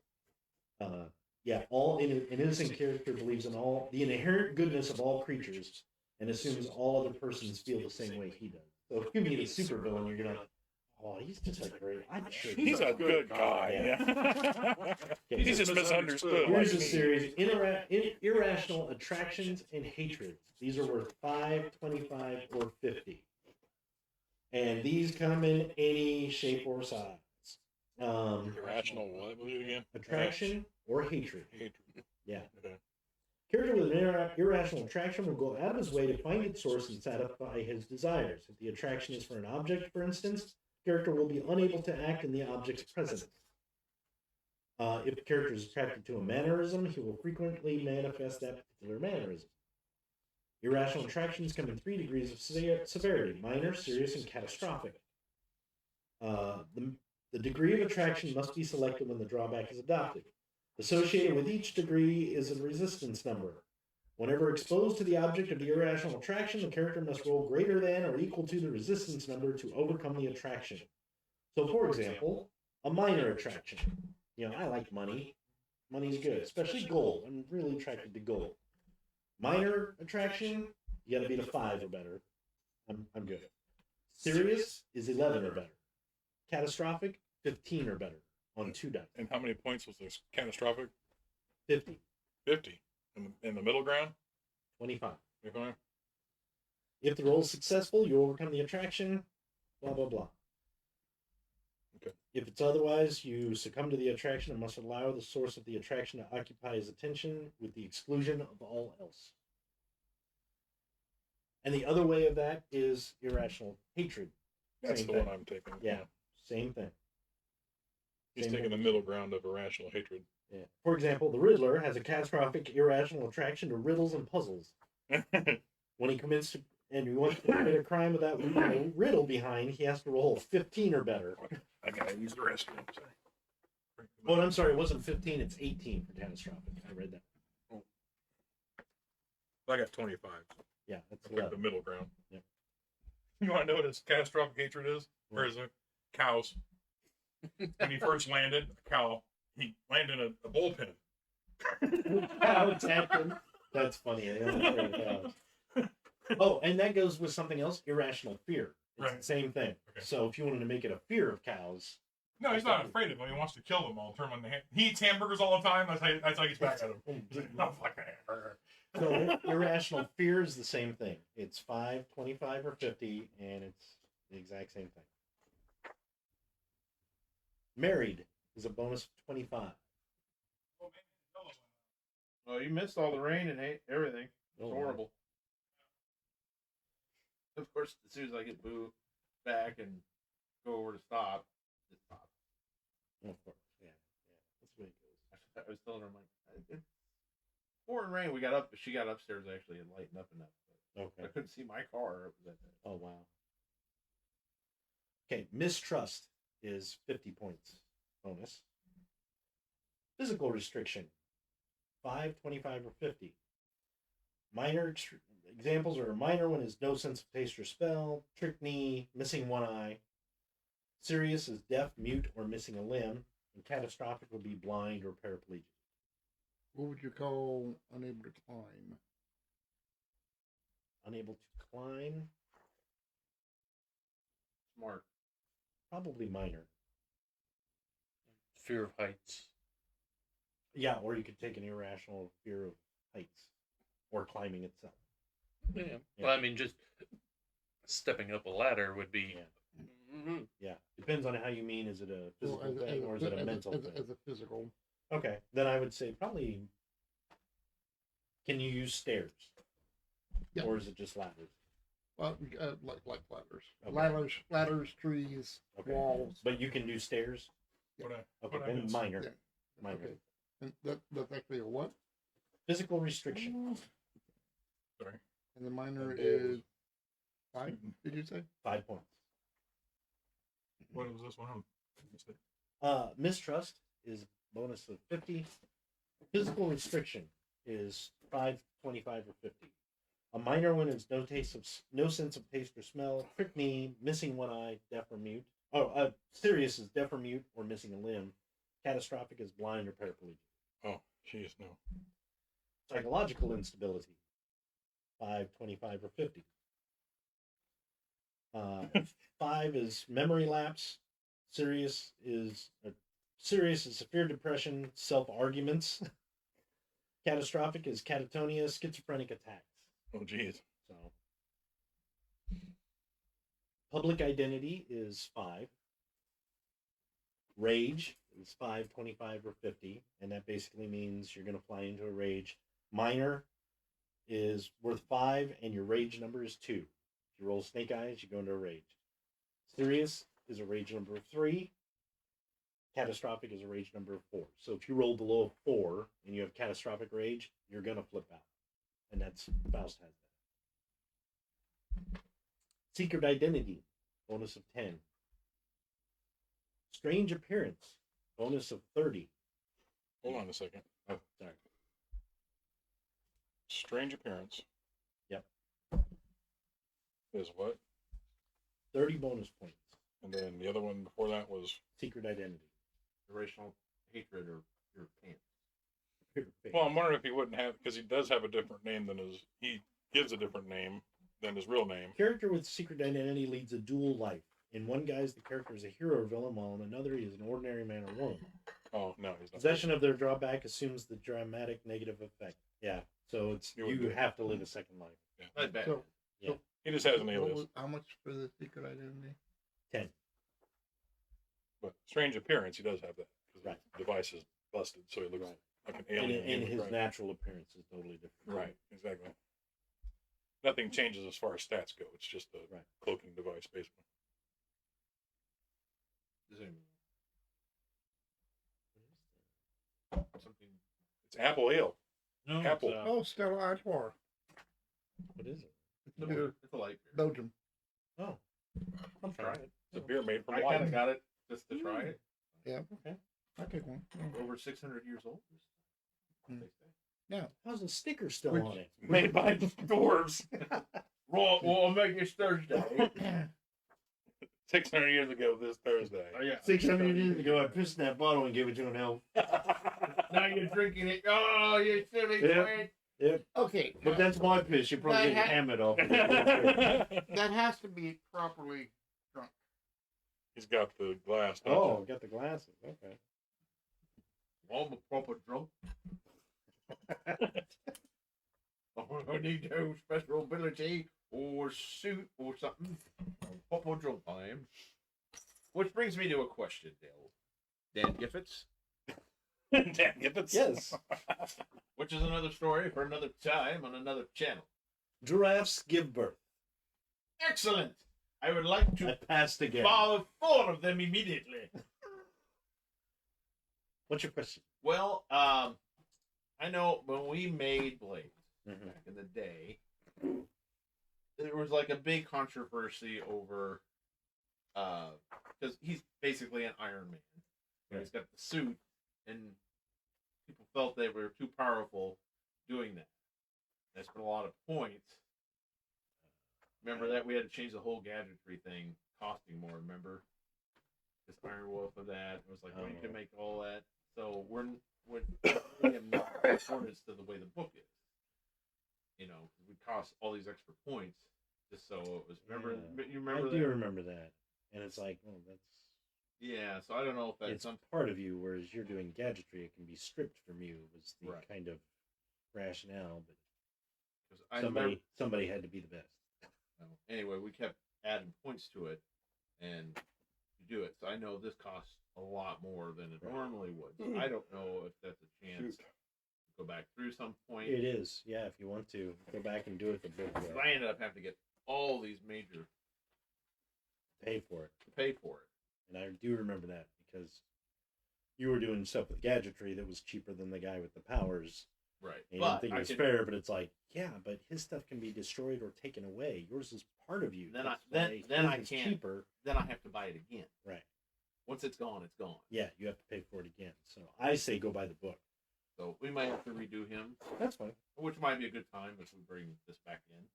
Yeah, because I do want to kind of mess around with this. Maybe not either this fall or next year, because I do have some ideas Yeah. for cool stories. And then I could also adjust it because these. I'm looking at him like, there's no way this guy could even walk down the street. You know, I know Blaine's has got some problems, but it's like, Yeah, yeah. He's like the guy on bath salts. that guy's kind of like, well, that guy's fucked up. The guy on bath salts is like, dude, stay away from that fella. So, give me more of that Here's face. here's what I've been thinking. I've been looking at the powers and trying to think of how best to do it. Okay. Basically, the alias is E4 Mafia, Okay. which is actually a term from the military talking about how like corporals and specialists actually run the army Okay. and they have control over, because that's usually the clerks and, Yeah. well, he was a radio operator in the army Okay. and he's now a homeless veteran. Okay. So when basically being so connected with the radio, when the Imperium event happened, he became connected to the electromagnetic spectrum. Oh, cool. So Neat idea. sensing, so that's where I was looking. Oh, he even has the stellar Ooh, floor it's got glasses. the- What? Ooh, look at that. Ooh. Tonight's character building is brought to you by Stella Artois. Oh. By the way, if Stella Artois wants to pay for us, that's the. Unfortunately, on TikTok, you're not supposed to advertise beer. That's Facebook. It's You TikTok. didn't see nothing. Right. That's yellow pea. We're drinking pea. Yes, this is dwarf piss. Stellar pea. Stellar dwarf piss. Stellar dwarf Right, piss. that stellar dwarf piss it is. And all I have to say, if my grandfather could have been standing here right now pissing in this cup, I'd been saying, I could have poured that correctly, but I didn't. Here did Mike. Mike's just like, get it in the glass. Pretty much. right, George way. See. But so anyway, the Bohemian. but as far as being able to sense and control the electromagnetic spectrum, there's a couple of powers that it's like, okay, that would fit. So I wasn't sure how to exactly go through with that. Okay, well, I've got just 3 more to talk about. Yeah. 2 or 3 more, and then we'll go to the powers. Okay. Dramatic flashbacks. Oh yeah, you got that. Bonus of 60. Yeah, that's Cows! yeah, it could be. I know. Move! No! Yeah. Utterly terrible. Faust has that because every once in a while he'll flashback to witnessing the girl he liked murdered. And then Ironwolf had that whenever an explosion went off, it would trigger traumatic flashbacks to his accident. Mhm. So, yeah, traumatic flashbacks is worth 60 points. Give you an idea, whenever a character is exposed to a specific condition, traumatic flashbacks occur. Character exposed to the condition must make an action check, needing an 11 or better to succeed. The check fails, the character can take no action during the phase, and he is too absorbed in reliving the flashback events. Otherwise, the character does not come to the trauma and may act normally. So you've got to roll an 11 or better, otherwise you're just like sucking your thumb like a baby and whatever you're doing. Yeah. Your home is Martha too? Uncertainty is a bonus of 15. Often unsure of the abilities and questions his convictions during tense situations when the fates of innocence or the defeat of a villain depend solely on such a character. Not me. Unluck. Yeah. 25.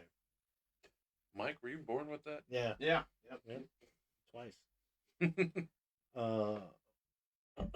Born under a pale moon that fell on and hit me in the head. He's his own twin. And then vulnerability. Now, there are different vulnerabilities. There's an attack vulnerability, there's fatal vulnerabilities, and there's loss vulnerabilities. Of course, an attack vulnerability is kind of like Human Torch versus versus Iceman. It's going to be harder to attack because he's a different element or whatever. Right. Fatal vulnerability is more like kryptonite. It'll kill you. Loss vulnerabilities is kind of like kryptonite as well. You're going to lose powers when you're near it. Like, I think, yeah, Faust has the loss vulnerability when he's in a certain range of uranium. because it screws with his programming and he can't work properly, but it won't kill him. So those are vulnerabilities, and they vary depending on how you want them to act. If you're interested in that, and then And it of course, depends how much you're around it too. so and then there's miscellaneous drawbacks. So I think I got all the drawbacks I want. The irrational fear thing, what was the medium? oh, rational fear, it costs you get 25 points, and you basically have to roll an 11 or better whenever it's near you or whenever you encounter it. The good example they use is Martian Manhunter has an irrational fear of fire. So whenever he's around it, he freaks out, or he has a chance to freak out. You might be like, I'm fine, I'm good, I'm cool, but if you fail, you're like, yeah. You got a fear of heights, and you're flying across the city. You have an irrational fear of heights. You better hope you roll well. Otherwise, I gotta land. I can't fly more than 3 feet off the ground, or I freak out. Greatest American hero. Yeah, Yep. you're gonna be like one of the mystery men if you're like that. On the shoulder. So, what was the cost of gadget?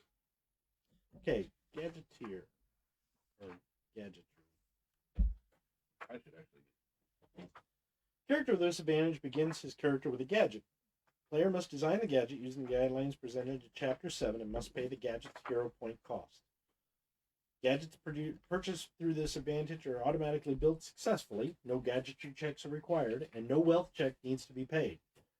Character with this advantage does not have to possess the gadgetry skill, but should at least know of a character who can build it for him.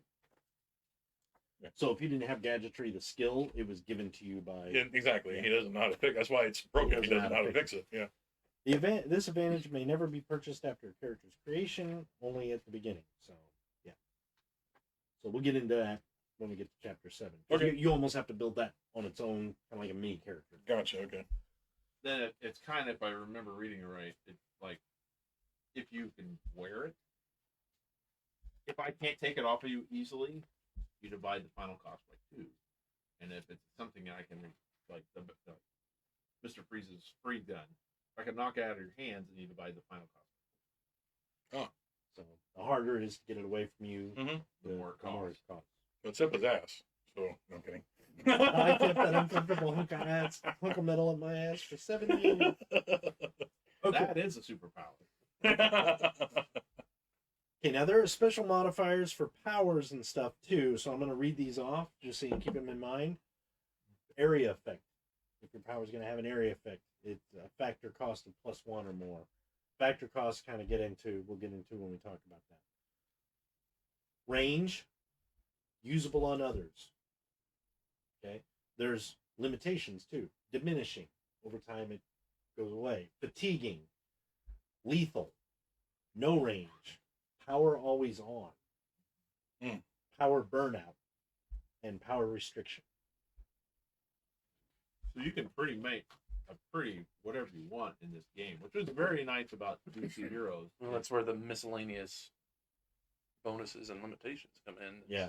Yeah, Pretty I mean, much anything. You It's can just kind of, as long as you can come up with it, we're like, yeah, it makes sense. yeah, you can pretty much make it. That's it work. I was telling Bobbi earlier tonight. I'm like, yeah, DC superheroes, kind of like Necessary Evil's like a smaller version, where it's like, create a character. What powers can I have? What Yes. power do you want? Right. I mean, what? Because literally, Savage Worlds, Necessary Evil kind of has that. This goes even deeper. Like, they have powers you can kind of clump together. These are more like, and here's this power, and here's this power, and here's this power, and you can limit it this way, and you can combine it with that power, and you're like, oh my god. So yeah, Holy smokes. it's pretty much open.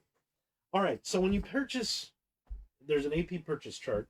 For you, Wade, it's on page 30. You probably found it already. I don't know if you did.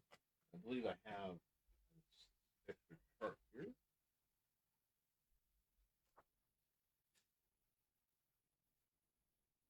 Here it is. Okay. Yeah, here it is, and on the back is the shift column cost. Here's this.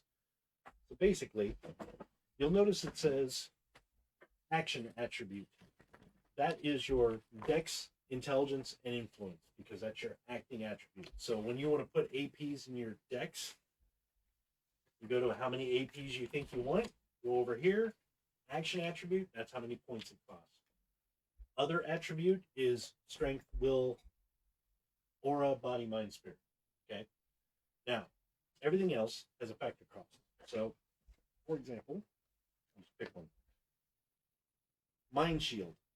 Base cost of 10. So you gotta make 10 points to have it. Factor cost of 5. 5. Then you find the APs you want to put in it. If I wanted 10 APs, it's gonna cost me 80 points. If I want Plus the initial plus cost. the initial. plus cost. the initial cost. Yeah, so it'd be 90 points if I want that as a Then let's just say you wanted to do an area effect. You go up so many columns. Right. Yeah. You could just go up to But if you 120. wanted to have it to where it's like, but it's fatiguing when I do it, it wears me out. It goes back down to where you're at now. So there's all these factors you can throw into it. If I'm in water, I can't do it at all. We'll drop it 2 columns. So you can for fight all the way example, around. fatiguing is a factor cost modifier -2. So if I want a mind shield at 10, but it's going to wear me out, so we're going to 5, factor cost -2 is now 3. If I wanted it at 10, it's only 48 points if I do it that way. Mhm. If I wanted to have it where the power is always on, it's a factor cost -1. So I go to this column. That's how you figure this out. So you're always tired, like, oh man. Yeah. So the action attributes are in column 7 of the factor cost. Yes. The factors. And that's your Other attributes are at 6. Yep. The wealth is at 2. right. So if you choose to have wealth, you buy your APs of wealth, and that's how you do it. You know, For the most part, we just kind of like, Well, like if I'd you're already homeless, said I was homeless, wealth of so 0. yeah. Nixon Grimm is essentially a dead person, and he has wealth of 0. Oscari has a wealth. I don't even know what her rating is, but she has wealth because she owns a company. Right. But it's kind of like, and a lot of, her wealth is 8. So, I don't know what that gives her. Well, what they say? It's money. I'm curious now. He's not going to have any money. Yeah. He's got money, but it's not. It's funny money. because the way we design this world, it's like nobody has any money. Oh, wealth of 8 showing 300,000. So, What's a 3? 3 10 grand.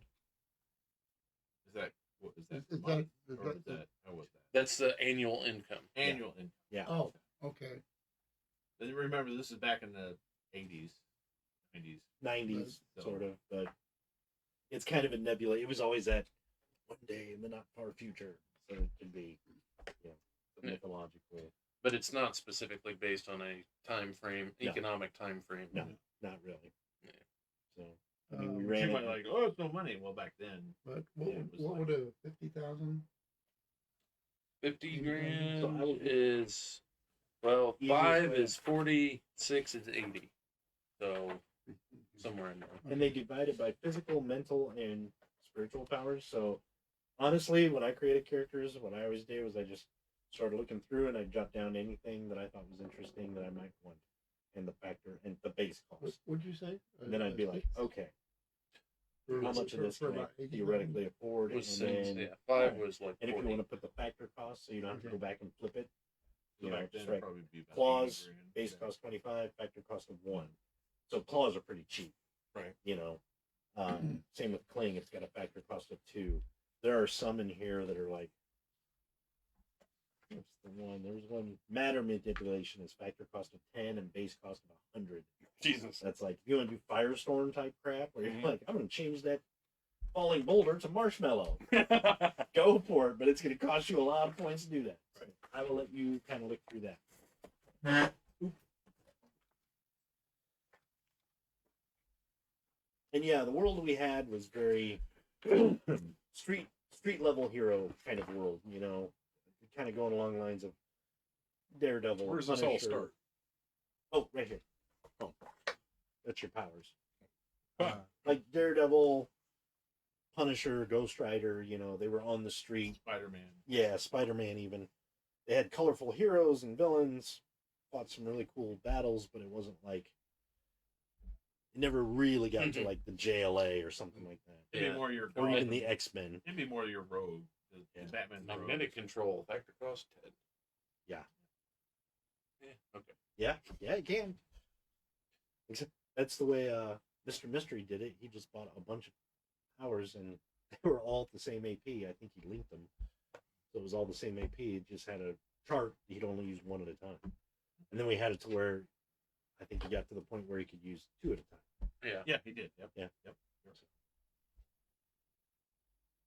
So yeah, after playing all the hero games, like Dennis has, like Vigilantes, Marvel, Champions, I think this is the best as far as detailed character generation. And openness to be that. Whatever. And I mean, you can embrace the DC world, or like we did. We just came up with our own, almost kind of like your hero, you know, the game system. Savage World. Savage Worlds in Yeah. a way, just super detailed. Yeah. The only drawback is when you're making villains, it's kind of hard because you're going to take a long time to Yeah. figure it all out. Yeah, if do you it got a by the villain, it's like, oh, I gotta get his limitation. And sometimes you can kind of flub it, but we always, I know, I did, I think you did too. It's always like, I'm gonna sit down and create this villain by the book, Right. Yep. because then it made him a really filled out. It wasn't just a bunch of stats. It was like, no, this guy's got limitations. He's got, you know, this villain has guilt and traumatic flashbacks, which drove him insane, and you know, it just made the characters even more in depth. Which is more like DC villains. I mean, you Yeah. have that epicness of each sort of villain. Yeah, yeah. And I always liked this system because I remember the Marvel system was always like, I am spectacular or I'm colossal. I'm like, Incredible power. I get it, but I just like the APs because it makes more sense. Right. It's much more of a, Incredible responsibility. yeah.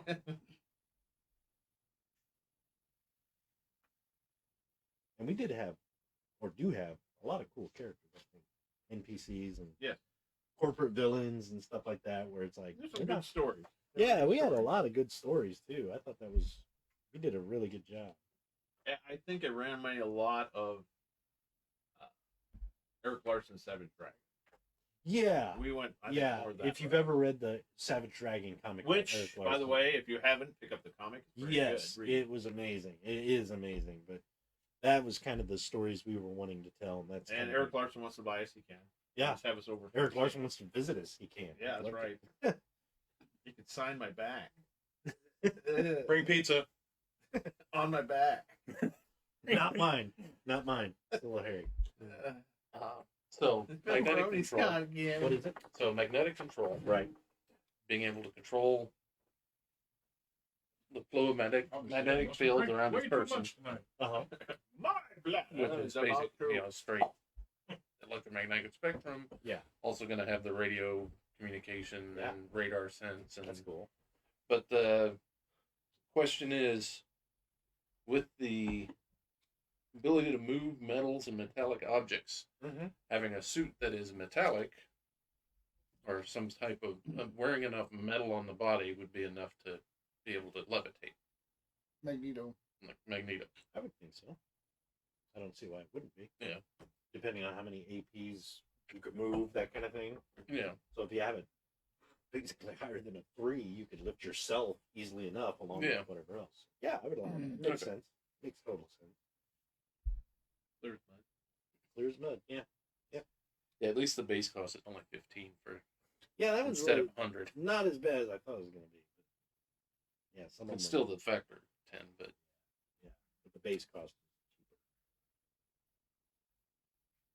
so when it has the link willpower, Yeah. then if it's linked, or does it have to be linked? No, that's No. if you link it. Okay. You can link it, and it would be to your willpower. Yeah. But like I said, it makes it a little cheaper to buy it, but then you can't raise it until you have to raise that and your willpower at the same time. Yeah. So you're almost double costing. Yeah. The you save now, but later you're going to pay big time. That's why when I made Faust, like his invulnerability skin armor and his energy fist are all linked to his strength and body, which are 10. So they're all at a 10. It was cheap, but it's like it's never going to increase. But at the same time, I'm like, I didn't really plan for it to do. Yeah. To And, do that. and kind of at the same the same time, thing. too, he was an android, so he was at his limit, Right. built all as one thing. Yeah. So it made sense. His only thing that's not linked is his Omni arm, which I thought that was hilarious. Yeah. I loved using his Omni arm unexpectedly. because he was designed for police work and crowd control. Like he would yell "stop" and his hand would transform into a stop sign. That was his omni arm. And he's like, "What the hell was that?" I did like that character.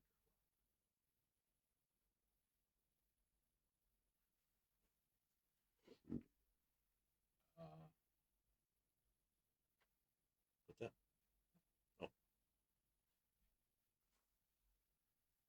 And yeah, this right here is probably the hardest part. Figuring out your skills and getting them to get within your price range. Then you got like cost. Yeah. But once you get it, it's easy. I'll just have to sit down. Yeah, that's fine. Yeah, I do remember that now. And It was initial, each thing was an extra And I 100, just- 150. and I know it was just, But it is what it is. I know, but it just bothered me. But I remember forget- it bothered don't- me at the time trying to explain it. Like, no, that's, oh, whatever. And don't forget, they have to buy skills too. Yes, you will have to buy your skills. So don't Yeah. spend all your points on that. So you'll buy, like, let's say your gadgetry, you'll need that, and it's at a certain AP level in order to do stuff. And then, like, I have my suit weapons at a 9, but you can link those as well to your stat. So that's just something to keep in mind. Like, oh, I spent all my points. Well, now you're gonna have to take them away because Yeah. you have these powers, but I can't even dress myself. Like, I have a scholar in gadgetry, so my gadgetry and build is linked to my intelligence, which is 9. So they're both 9, but it's going to be hell to raise them, but they're pretty damn good for what he was programmed to do. Right. And what Nixon can do. I remember we had whenever like you went unconscious, you would like end up kind of out of the VR seat in like this black room. Yeah, with the orb in the middle or the, Yeah. with the programming core, and it's like, oh, what the heck? That was fun. Trying to figure out how to reboot himself online. Like, what do I do?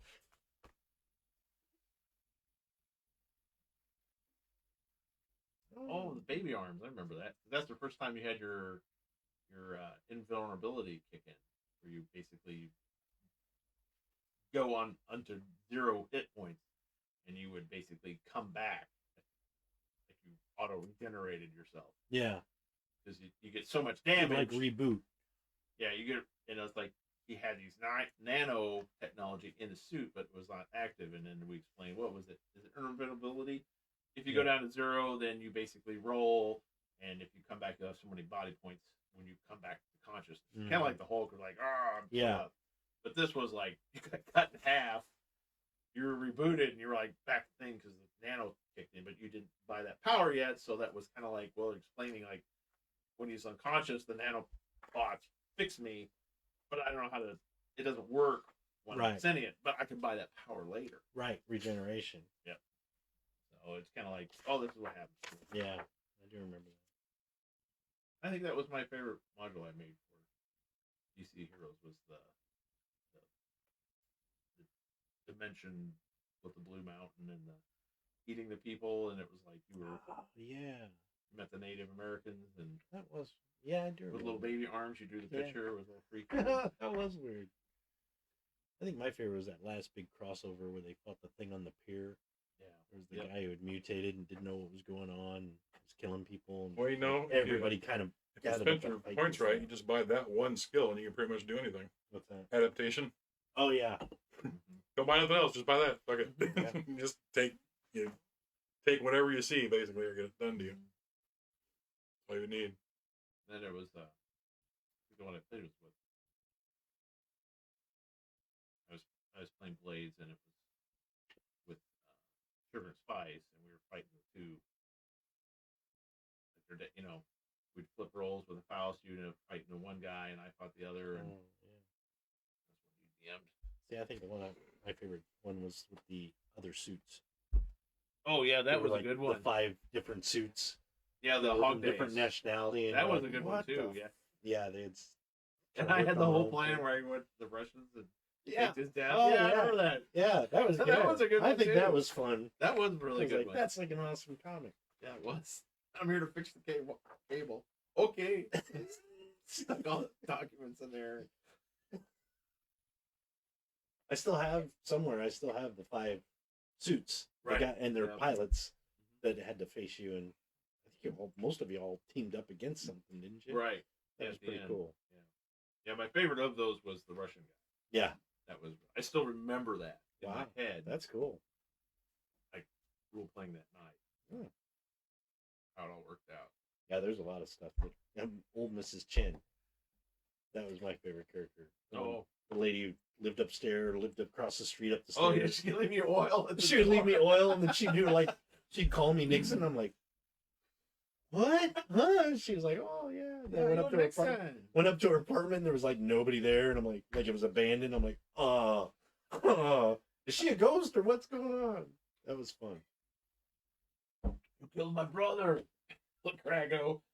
I was telling about Lacrago. He was a great character. Yeah, his greatest fear was butter. He had an irrational fear of butter. That was so funny. And then Brad's character was like, go for a walk. Okay. Just walk for like 16 miles. Yep. So, question for you: no range, the Okay. limitation. Okay. Would that limit the basically, as far as the magnetic control, has to be touching it to get to Yeah. exert the force? Yeah. I would say that would not stop the projectile use. Oh, for like thrusting stuff away from you kind of thing? No, Or- like for like shooting with it. Oh. No, I would agree with you because it's like you have to Still, touch it, but you have Once to you use the touch magnetic it, then force to get it to go. But once it left your Well, hand, it's it's on just its own going on momentum. the trajectory it's on going, its own and that's momentum. Yeah, Okay. so that makes sense. I would agree with that. because otherwise, yeah, the magnetic control. That actually makes more sense. That he has to be touching it to Yeah. make that. Yeah, you can't do the Magneto, just pick up a bus and throw it. You actually No, have to I would have touch to- the bus and pick it up and force, like, use it, the momentum. I get that.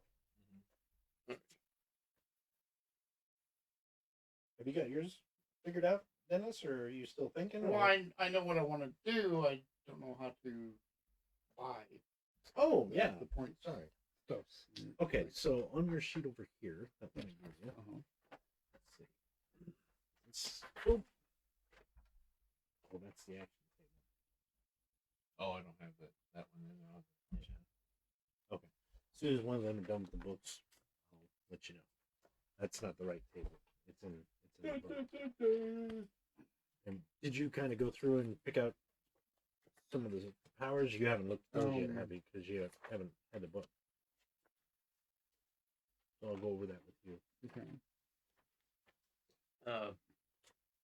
Now the radio communication, radar sense, Mhm. either one, as far as being part of the electromagnetic spectrum, Mm-hmm. the being blocked by by shielding, like lead shielding or whatever. Right.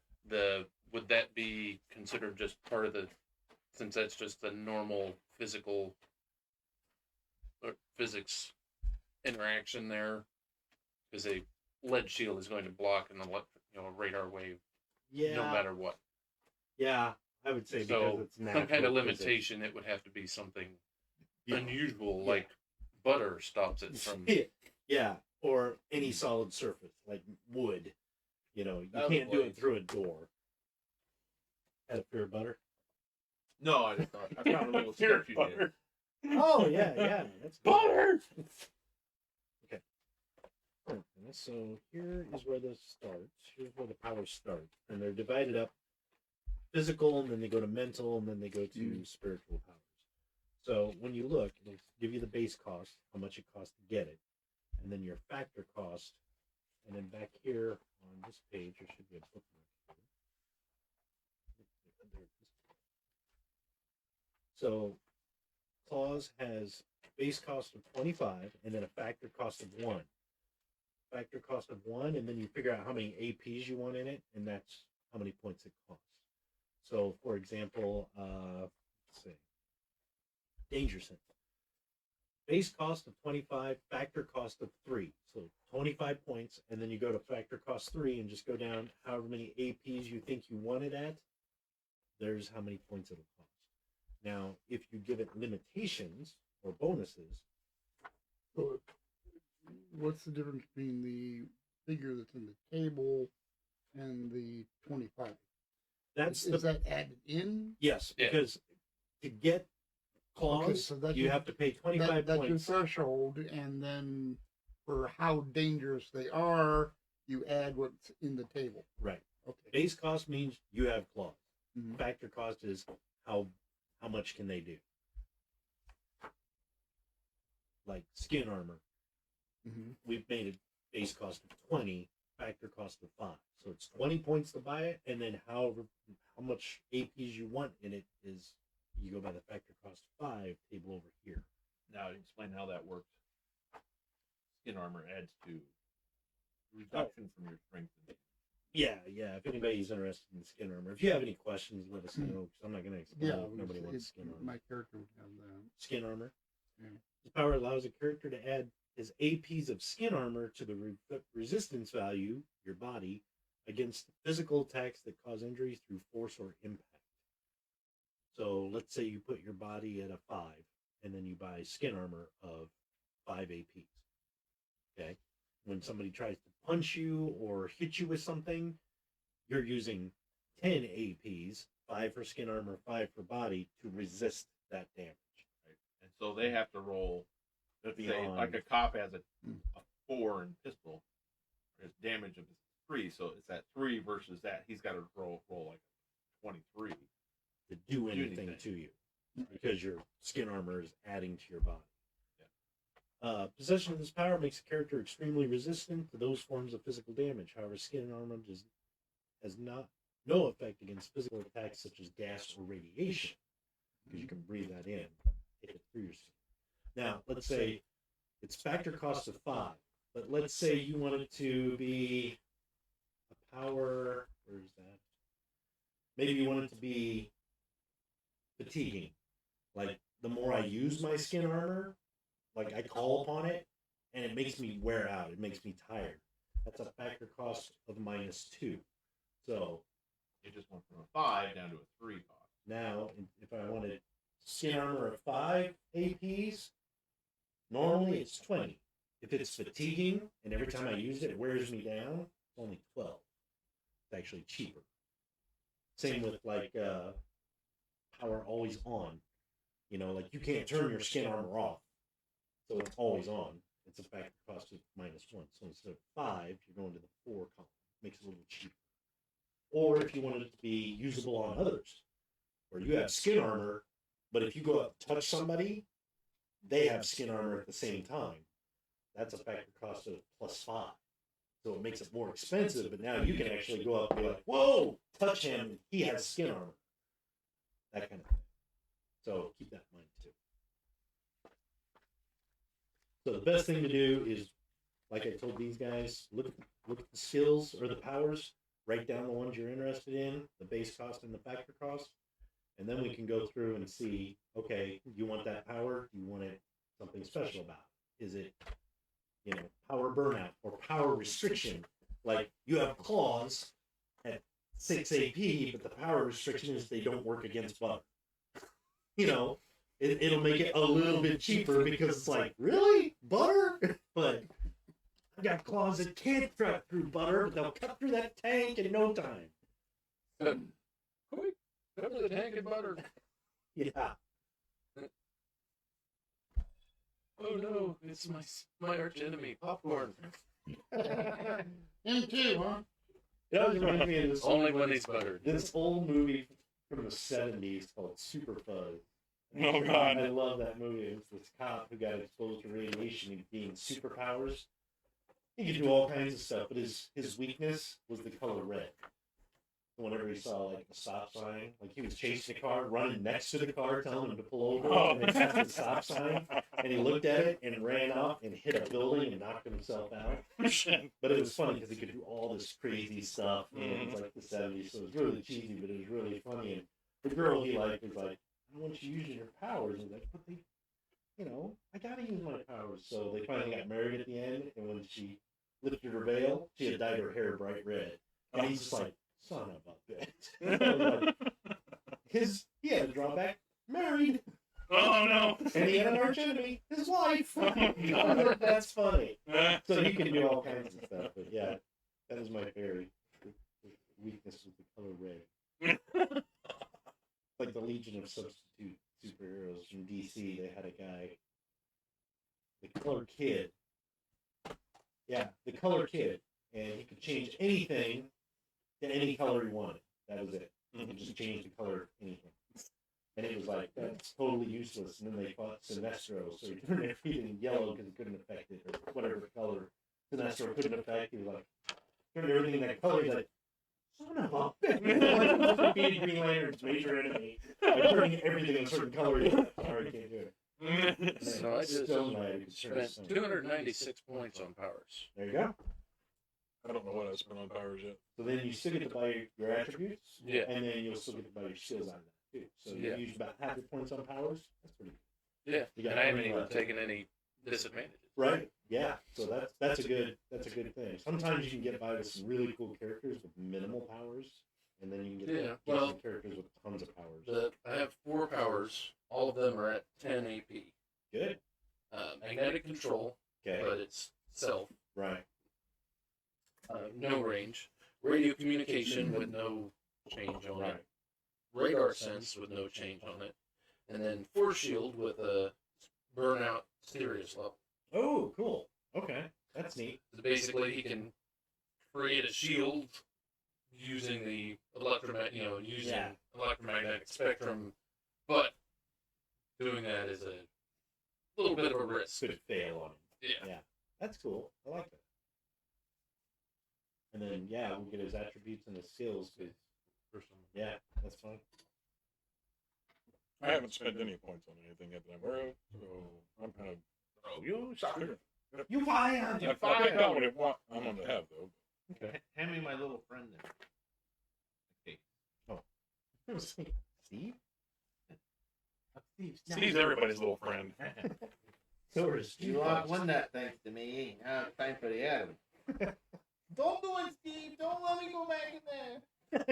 Pull that little tiny Tommy gun out of there. You gotta lose you the testicles. You gotta lose you the testicle. Now you'll die nasty. You'll die nasty. Huh? What was that? What was Sam and Max. Oh, that's right. Now you'll die nasty. You'll never be my friend. I watched a cartoon of that. They actually made a cartoon, and it was just as twisted as the comic. Oh yeah, I'm gonna have fun with this one. Sounds like it's broken. Oh no, that's fine. It's no. It's supposed to be like Everything is good. Don't talk to them. Look at me in the eye. I'm the one paying for this. Oh Lord. Open up. Take it. Don't look at this. Private. Be involved. Why do I imagine us being in that sort of more room like the entire night? And the bad thing is, nobody's in there. Just talking to someone here. Come on, come on. You piece of shit. I own you. I own you. You're going to do what I want. Go. Again. So an AP of 10, what does that, as far as the powers, what kind of level is that? Well, it's kind of hard to judge, but if you imagine everything doubles. So information is a paragraph of information. If that's a 0, a 1 is double that. So it's like an entire magazine or a book. Twice that is probably a series of books. 3 times that is, or the next one is probably an encyclopedia. And we're at AP of 3. Oh, 84. right. AP of 5 is like a DVD collection. AP of 6 is probably like an entire library. So you just kind of exponentially imagine. And if you think Superman has a strength of 25, Your camera is facing you. and you're like half of that. I'm playing with it. What she said. And you can also think like in terms of a normal human. Like the peak human is what 5 or 6 APs or something like that. Or Yeah. 7 or 8. That is the peak human potential. 5. You're twice that. So however you want to apply it to. Well, okay, 9 to 10 for strength, lifting range 12 to 25 tons. Right. With basically the magnetic control of 10 would have that much strength as far as how much Pretty Right. much. Magnetic How much mass you control. can handle. up to that point.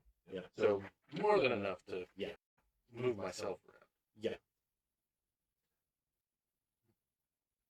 Now would that also be 10 as far as like dexterity of it, as far as fine tune control?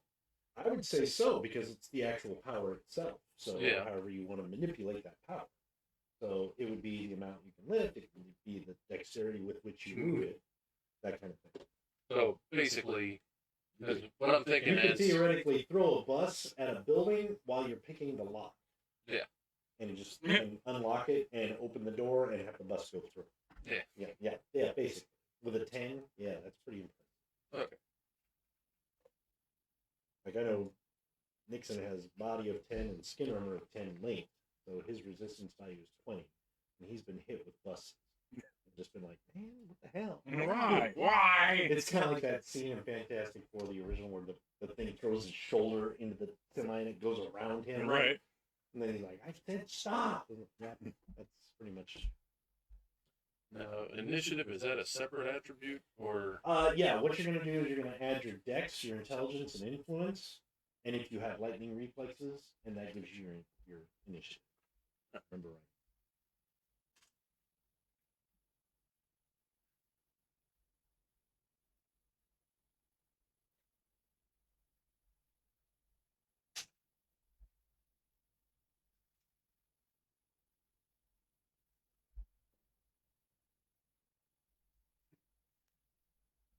And that's why those 3 are called your action attributes. 'Cause Yeah. they're what you act with, and it's also your initiative score. That's why they're a little more expensive.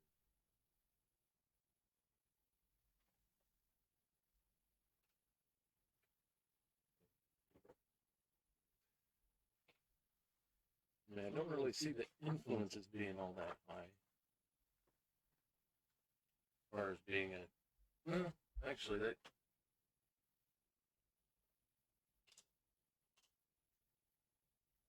measure our character's personality.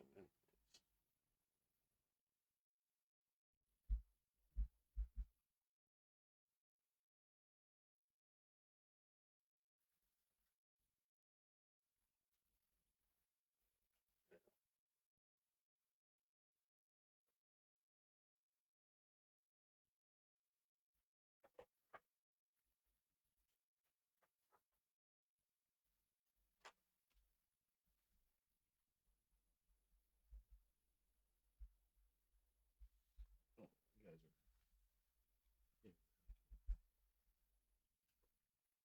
So we have a map of Imperial City, and here are some of the places of interest.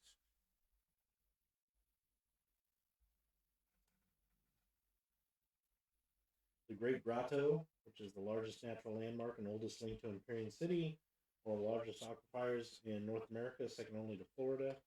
Interlocking cave systems are not the largest on the planet, yet some of the deepest that can be accessed by humans without technical aid. It has been nearly totally explored by the present day. The beginnings of Earth, of course, rich deposits of ore in the surrounding area is mined even today. However, most of the Great Grotto is a national park and not open to private mining. The grotto receives its name from its largest entrance, nearly a quarter mile, that suddenly drops nearly 600 feet from its entrance. Oy.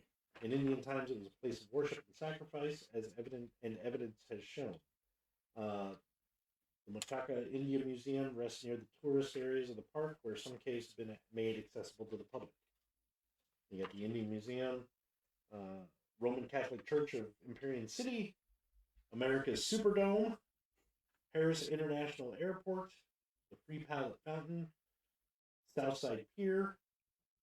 The Luan is a restored ship from the 1773 Johannes pre-revolutionary shooting's time.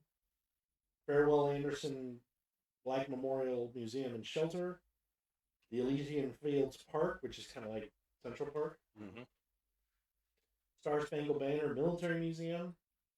Arkham Place is the ghetto of the city, full of crime and despair, not a high point on the tourist maps. And we use like Arkhamism of the name for hell. Mm-hmm. The Bowery is a place of restaurants and shopping centers. Rebel Road is the main bar entertainment street in Imperium. Located between Low Rent and downtown, it holds claim to clubs like the Wonderland Club, which is now a Wonderland themed spot, and the Speakeasy, which is 1920s style. Glen Polly Springs, the Purple Resort, is a lavish resort for the extremely rich. Samuel's Gorge is a bloody battleground from the 1770s. The Hatridge Museum of Science and Industry, the Sumerian Cemetery, McJackson Theater, Chaldean Planetarium and Telescope, Kane University, Empyrean City Community College, Pismire Psychiatric Institution, the Oris Sebastian Prison, Prime, Penal Refinement Institution for Mutants and Entities. Oh. So they have like a supermac. It's a secret government place. Chiptown, which is kind of like Silicon Valley. Marksy Chemicals, Torn Steelworks, First National Banking Institution. Schunemann Labs was a secret laboratory that was built under the city and where many of the government's secret projects were conducted until the explosion. Most people don't know about Schunemann Labs. BioSim is a genetic research lab. SecureCom is a company that deals in secret and public weapons manufacturing. EcoCorp is a recycling center. Orasata Industries, known for its pirate industry. The company lives off building stolen inventions. And Omnicorp. So you got all kinds of like corporations that are involved in stuff. So Little cyberpunk stuff going on. yeah. Which is cool because we've actually come up against villains that are like Lex Luthor and stuff like that. Yeah.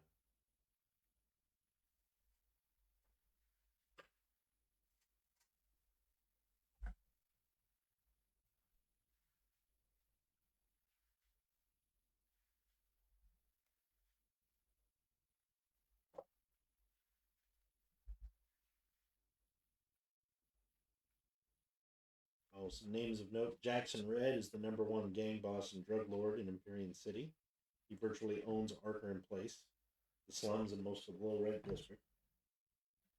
Has more control and power than many Empyrean City's politicians.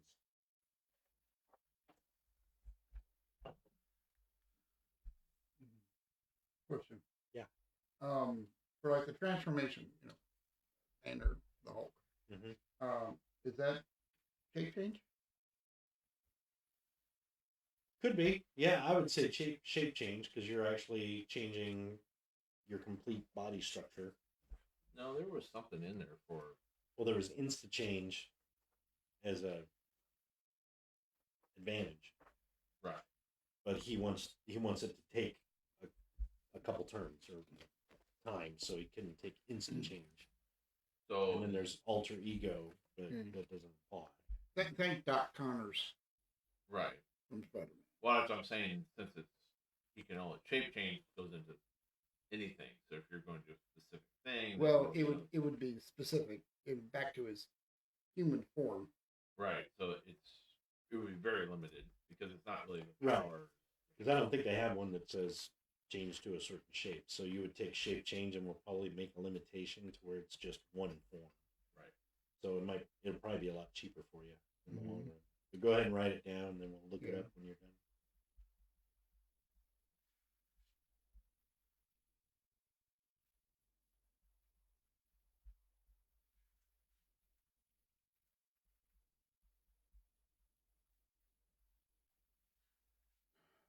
Oh yeah, I forgot about the mob bosses. Vincent Scorvano, Antonio Mancelli, and Tommy Carlone. So Vincent Scorvano and Antonio Mancelli are kind of like the two main mob bosses. They're older. And then this new guy, Tommy Carlone, has come in. And it's kind of like They're all in like a turf war, Oh. and Tommy Carlone is more the Scarface, shoot 'em up, Black Mask kind of character. Vincent Scrivano and Antonio Michelli are more like, hey, we'll do it with honor. And Tommy's like, I'll just fucking gun you down. Mhm. So they're all three like at each other's throats all the time. So that's always something that can be involved. And there's 2 FBI agents in town who have stayed behind to kind of monitor things and be available. Tim Benson and Herbie Hedges. Benson and Hedges.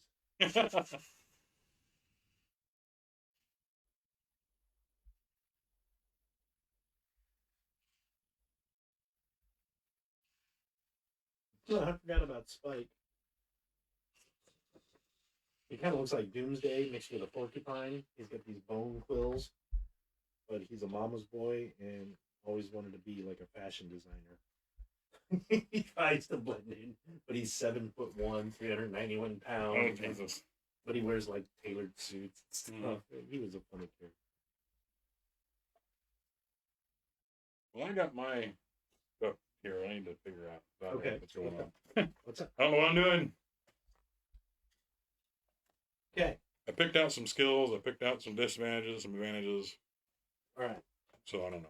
All right. Well, what do you want to start? Do you want to start with your attributes first, maybe? Sure. That might be a good place to start. Okay. So, well, we'll need one of the books to do that. Because now all you got to do is go through and see what APs you want it at. 50 on all of them. 50 on all of them? Okay. Well, you can have And one attribute, and that's not even at 50. That's it. Two. I am a vegetable, but I have the power of matter manipulation at 5. But I can't do anything. I can't speak. I can't understand words. Right. So yeah, we'll figure out your attributes, and we can use that chart to kind of.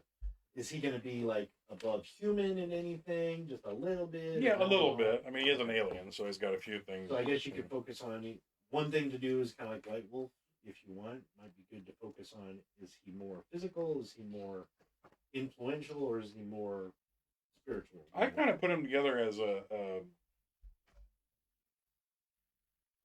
if he's a reconnaissance type alien that they got sent out, he's obviously got some survivalist type skills, but they're alien type survivalist. Right. Yeah. So he's got like energy absorption. So Okay. if something happens, he Makes doesn't sense. get blown up. Hypersensitive touch. That makes sense. Paralysis, so he can probe. Got it. I did the one that I'm not real sure on. He took water freedom, so I was thinking, Oh, if he falls into water, he can just move. It's like an aquatic. It's like beast. another thing he's used to. Comprehend languages, being a That scout. makes sense. That makes total sense. Extended view, extended hearing, Oh, okay. so you can hear like Farther something's away. coming over, and full vision, Okay. Yeah. so you can see 360 360 degrees. Yeah, that Right. makes sense. Okay. So to get an idea and start planning, do you want like his physical attributes? Do you want him to be able to resist more pain or deal more pain or like Probably resist more pain because his So you want his motivation is Yeah. data collecting. right? So if you're he's in probably a- gonna make a high body, or Right. higher, make that your highest Right. of your physical. So if he's like stats. standing, if he's got his finger in a light socket, he's like, "Well, this seems interesting." Let's Yeah. just... That makes sense. So a high body would be good. Like influence, aura, and willpower. Influence, he might want a fairly high influence to fit in better. Right. Or like talk himself out of, hey, it looks so weird. Oh, it was a birth defect, blah blah blah, and use his influence to kind of help along that way.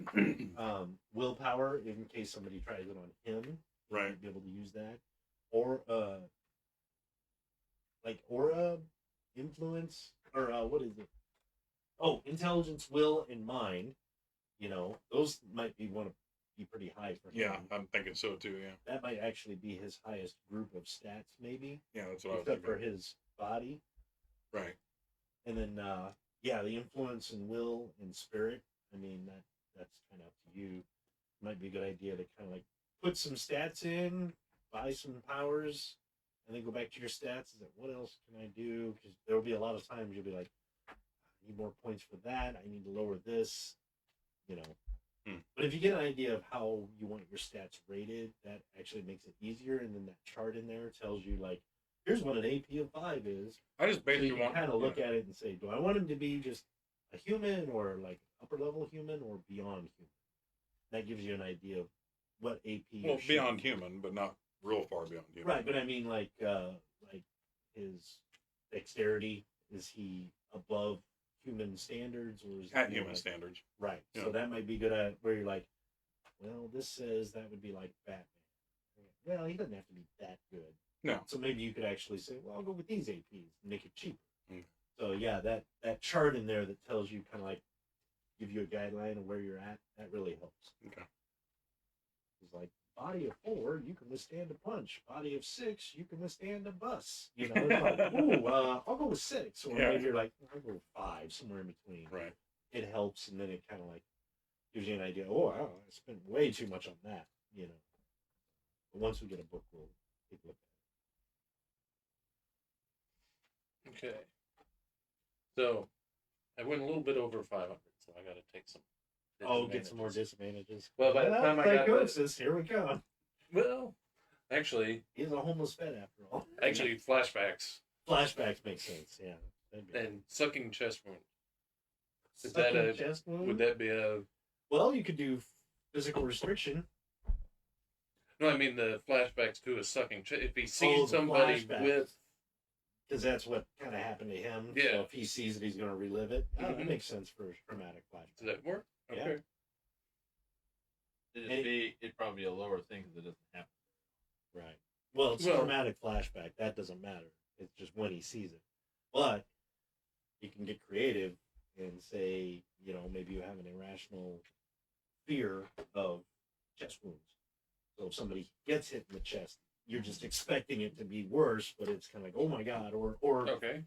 you know, just giving you ideas to be creative. You know, Right. traumatic flashbacks. If you see a sucking chest wound, you're gonna flip out. But irrational fear of chest wounds might spur you into immediately checking on that person, or an irrational attraction to saving people from chest wounds. So if you see somebody even get Wow. punched in the chest, you're gonna stop what you may have to roll and stop what you're doing to check on them. Mm-hmm. So that Yeah. could be something where you're like, oh my God, are you okay? It's like you're in the middle of a fight. Yeah. Somebody gets knocked down because they got hit in the chest, like Faust, and they're like, I'm fine, dude. But you could like, are you okay? You You need sure? help? They stick my finger in anywhere? He hit me with a, I'm fine. And I'm thinking strange appearance that when the event happened and he acquired all these electromagnetic powers, Yeah. basically looks like tendrils of lightning or electricity sparking across his skin. That would be perfect for Imperium City. Yeah. Because I was thinking like maybe like like you were charred. No, But it's if it's just actually like, like continually moving and and you could even do that like play it up like Raiden, like when you get angry, the sparks are on your eyes and stuff Yeah. like that. You can even play that up too. Yeah, that makes sense. It'd be like Jamie Foxx's Electro in Spider-Man, where he had the glowing blue skin. yeah. Maybe a little too much. It happened. I do like the idea of being able to see the veins beneath as electricity kind of courses through them, and you're like, did I just see something under your skin? Well, and that's also why, because basically what he wears, he's got the old Like the field jacket. the field jacket with the hood Mm-hmm. that he usually tries to keep covered, and That's perfect for Imperium City. just happens to be lined with metal. Hey. Bulletproofing's never bad. No, it's not really. That's what his force shield's for. Okay. Yeah, I took Force Shield at first too, and I'm like, Yeah, it fit Yeah, for mine. exactly. I didn't go super crazy into the powers because he's just an alien. He's just got a few things he can do more than people can. Humans. Cool man's. Oh my. His name is Morbo Zatada. But his alias is Mo Johnson. Mojo. Mojo. Mojo. Yeah, Mojo. Mojo Jojo.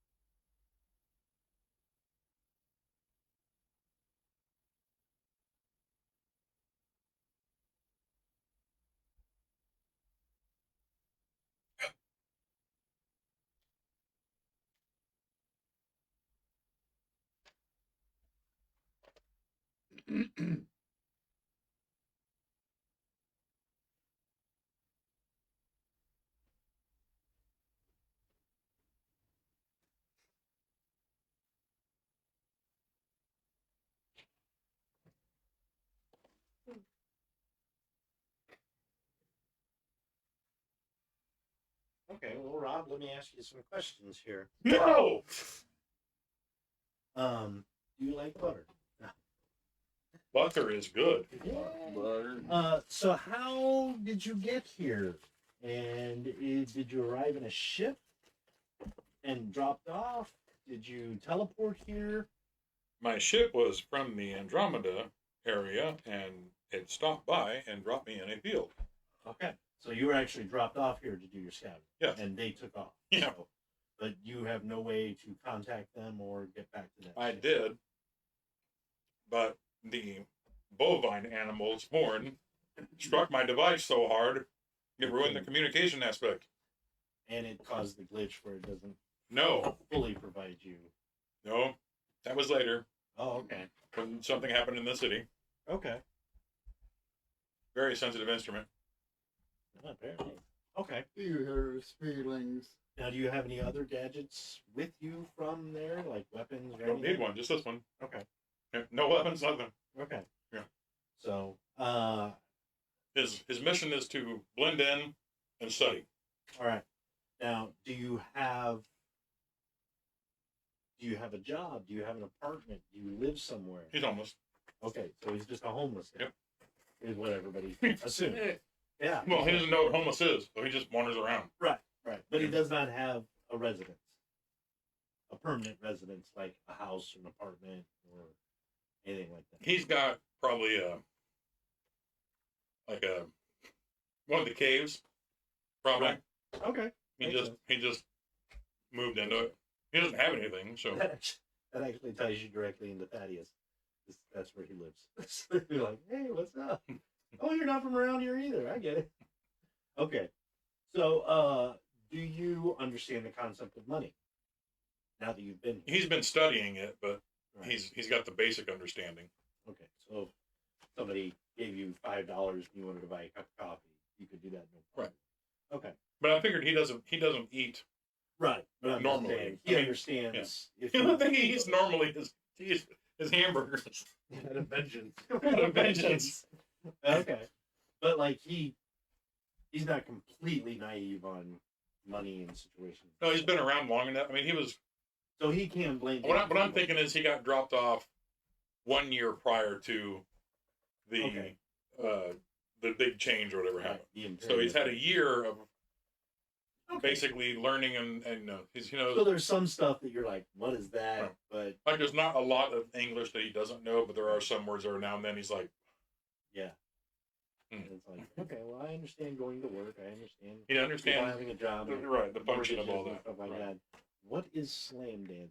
Like I have Right. Okay, gotcha. All right. Is he about the average height of a human? Mhm. That kind of thing. Build. Yep. Very humanoid, About- I'm assuming. 5'8", 5'6", 5'7", Okay. 100 and some odd pounds. Okay. Yeah, pretty Now, when average. his actual disguise is turned off, does he still appear humanoid about the same height? He looks like a. Have you ever seen that TV show Resident Alien? Yes. He looks kind of like that kind of Like your alien, classic but he doesn't have the alien. extra arms and stuff Right. like that. Just Like kind of like the classic alien. yeah, the green skin, big eyes. Okay. You know, All right. Sounds can good. still talk and communicate, but Okay. Yeah. All right. So, kind of a normal guy, but not quite normal. Right. I understand. Right. Okay. I just wanted to make sure. I didn't realize I was kind of basing him on that character, but I am It's funny really. I mean, because it's true. Yeah. yeah. He's not evil though in any way. He's just down. Well, he is actually. He does have a dark secret. He's a double agent. Oh, really? His enemy, the enemy aliens of the enemy of, or the race that his he's race. part of, Yeah. he has been selling information to. Okay. Before he got dropped off. Part of his being dropped off might have been to exile him. Oh, they kind of figured out what was going on. And Right. Left him But they're there. a peaceful race, so they won't kill him. They'll just send him away. Okay. And So then- you're going to go explore. But then the Empyrean effect happened. They're like, well, we lost contact. But they're like, Well, they lost. That's no big deal. The thing that he doesn't realize is that his device, the communication part, was damaged prior to being dropped off. Oh, okay. But he thinks it got damaged because the cow's horn did hit it Yeah. and dent it. So he Said, thinks oh it's- no, the Okay. he's trying to communicate and can't. When they actually just decide. They actually didn't even they just have the knob on there and they took the guts of that part out. So, They're like, don't talk to us. Yeah. You don't have to buy this device because there's nothing in it. Well, there's stuff in it that does stuff, but it's not. So this other alien race that he was selling secrets to, does he have anything like major that they're interested in, or is it just like, oh well, there goes another contact? He was just trying to. In his mind, he was trying to keep his race safe by telling them certain aspects of things that would kind of, like if we have to sacrifice that, that's better than this, and Oh, I see. Okay, Right. gotcha. So So this other race is pretty warlike and pretty Yeah. mean spirited. reptilians, Okay, you know. make them. Yeah, they're always good. Right. Occasionally you meet one, a nice one, Starman, E.T. Yeah. Usually it's trying to be some big lizard. Wants to eat your face. Okay, got it. So, Does he have a human adopted name that he's Yeah. chosen? it's Mo Johnson. Bo Johnson. Mo Okay. Johnson. Yeah. And I assume he has his regular alien name. His alien name is Motar Okay. So Mo. So Mo. Yeah, we'll go with that. He doesn't tell anybody his alien name. Okay. All right. I am Mo Johnson. And he doesn't have, you say he doesn't have like a weapon, a ray gun, or anything to protect himself. Nope. It's just what he can He's supposed to be a scout to go do research, and the scouts in that race just didn't take weapons with them because They're if blending you in. if you bring your weapons and somebody gets it, you're fucked up your whole And they're a peaceful race. and they're a peaceful race. So they're, Okay. well, I mean they do have weapons, but right. they didn't leave any with him. So he understands and Guns, stuff like knives, that. stuff. Yeah. Ooh, He's that's been around nice. long enough. Okay. Well, these primitive weapons are useful in this situation. He doesn't Yeah. have any, but Right, yeah. Yeah. But if somebody dropped a gun, he could pick it up and defend himself. probably not. Oh, really? He doesn't understand how they work. He just understands them. Oh, okay. So wouldn't He have knows any that skills. that person can make that go boom. He's never done it. He himself. hasn't done it himself yet. Okay, got it. All right. He's never seen the gun get shot, so he doesn't understand. He knows they carry these things, but they don't know what they do. Oh, okay. Well, if he's been here a year, he's probably seen it somehow. on Police. TV Oh, TV. Well, yeah. and police, Okay, sorry, and if yeah. you're in the slums, you're gonna see it a lot. Right. So he would have seen it, but So he's he's- probably never fired one. You don't Right. think? He knows enough not to trust watching movies for what's real. Yeah. So he goes out and Okay. so his thoughts are, and this is funny, he knows how to load a movie gun, but that's obviously not how you do it in real Oh life. yeah. So he doesn't know how to load a real gun in real life. Just what he's seen in movies. Right, which doesn't make any sense, or it shouldn't make any sense because other stuff did. He's very logical. Yeah. None of the rest of this stuff happens in real life, so obviously that doesn't happen either. Okay. But he had seen, I guess he had seen shootings in real life, like the police shooting people or whatever. Right. Yeah. But he's like, oh, okay, well they can do that. That's real for the movie, but Right. well, kind of. It doesn't look like that when they fall down, Yeah. but Yeah. Right. Okay. Got it. So basically, he has a device that it's not attached. It's loose from him, so he can like keep it in Okay. the room. But Handheld device. it does the like the force, not the force field, but Guys. the skies, and it was a communicator, and it doesn't actually contain any of his special abilities. It's just those two things is all it did. Okay. Like communication, and then it projects a very realistic holographic image of a person Over him. over him, Okay. right? And it's a generic person, like what an alien's like went down like somewhere and took a picture of a guy, From like the 50s. right? Okay. Now, the communication, is it something that could be repaired? It Or- could if an alien with the tech that from his home planet could fix it, yeah. Okay. But nobody here could Okay. fix it. Its components are too strange, and Okay. And Yeah. probably missing. right, Okay. Yeah. that doesn't help. Okay. All right. He's not. It's not that he wouldn't like to repair it, but he realizes there's nothing here that can repair it, Right. especially with it keeping getting damaged. So Right. he kind of keeps so many it. cows. Yeah. Okay. It's almost like the alien ship that dropped him off, put him right in the bullpen, just be like, well, he'll just get wiped the fuck out. We're not We're responsible. not going to kill you. We'll let that thing. But- That it thing mauled was him. vicious. It kicked his ass. I mean, it fucked him up pretty bad. Okay. Took him a little while to heal. Okay. So All right. Makes sense. So yeah, he heals and gets wounded like pretty much a normal person. yeah, for the most He part. doesn't have any. Well, he's got the energy absorption Right. and stuff like He that. doesn't have So like skin armor or regeneration. no, he doesn't have anything like that. No, if he gets cut with a knife, he'll bleed. But it's Okay. green blood. But still, Okay. All right. You used up all your 500. I haven't used any points yet because I don't have a Oh. book. We're waiting on a chart. Oh.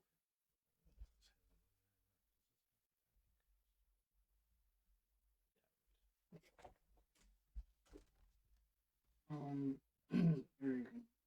That's- Yeah, I'm just about done also.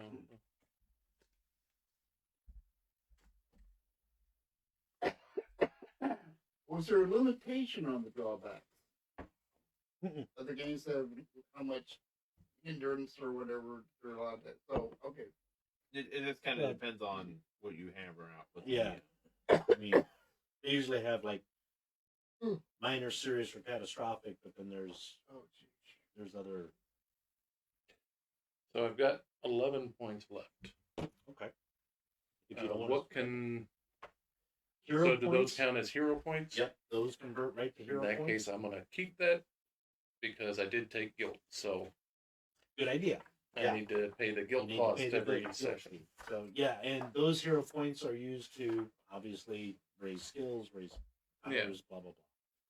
You can buy off stuff. So. Yeah. So yeah, So here's Okay. So I'm getting him started real quick. So you can get your powers.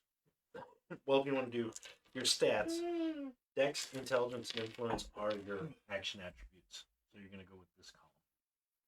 The rest of them, the other 6, are other attributes.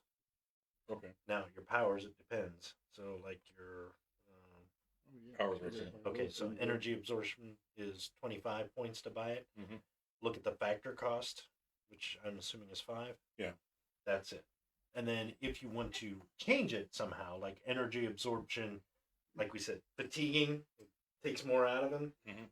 It might give you you might go from a 5 to a 3. But then again, you've got a limitation. If you just want to buy it outright, it's just Okay. and So then, do these first and then these. it's up to you.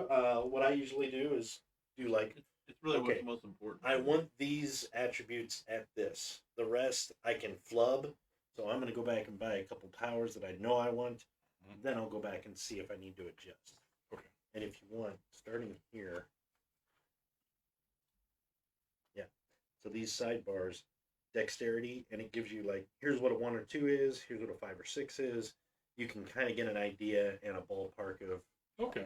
And then they have like dex, strength, body, and then it goes to intelligence, will, mind. So you can kind of look, okay, I don't need this guy to be like Batman with his intelligence, but I do want him to be. I might actually have to do this later. That's fine. Clock, so I'll That's go on the Trove and get the book.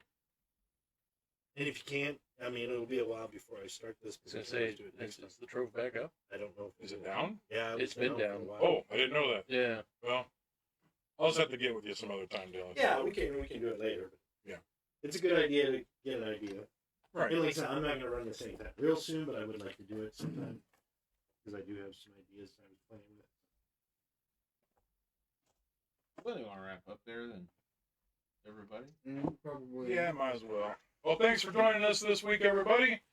Tune in next week. We'll be probably back to Deadlands or something.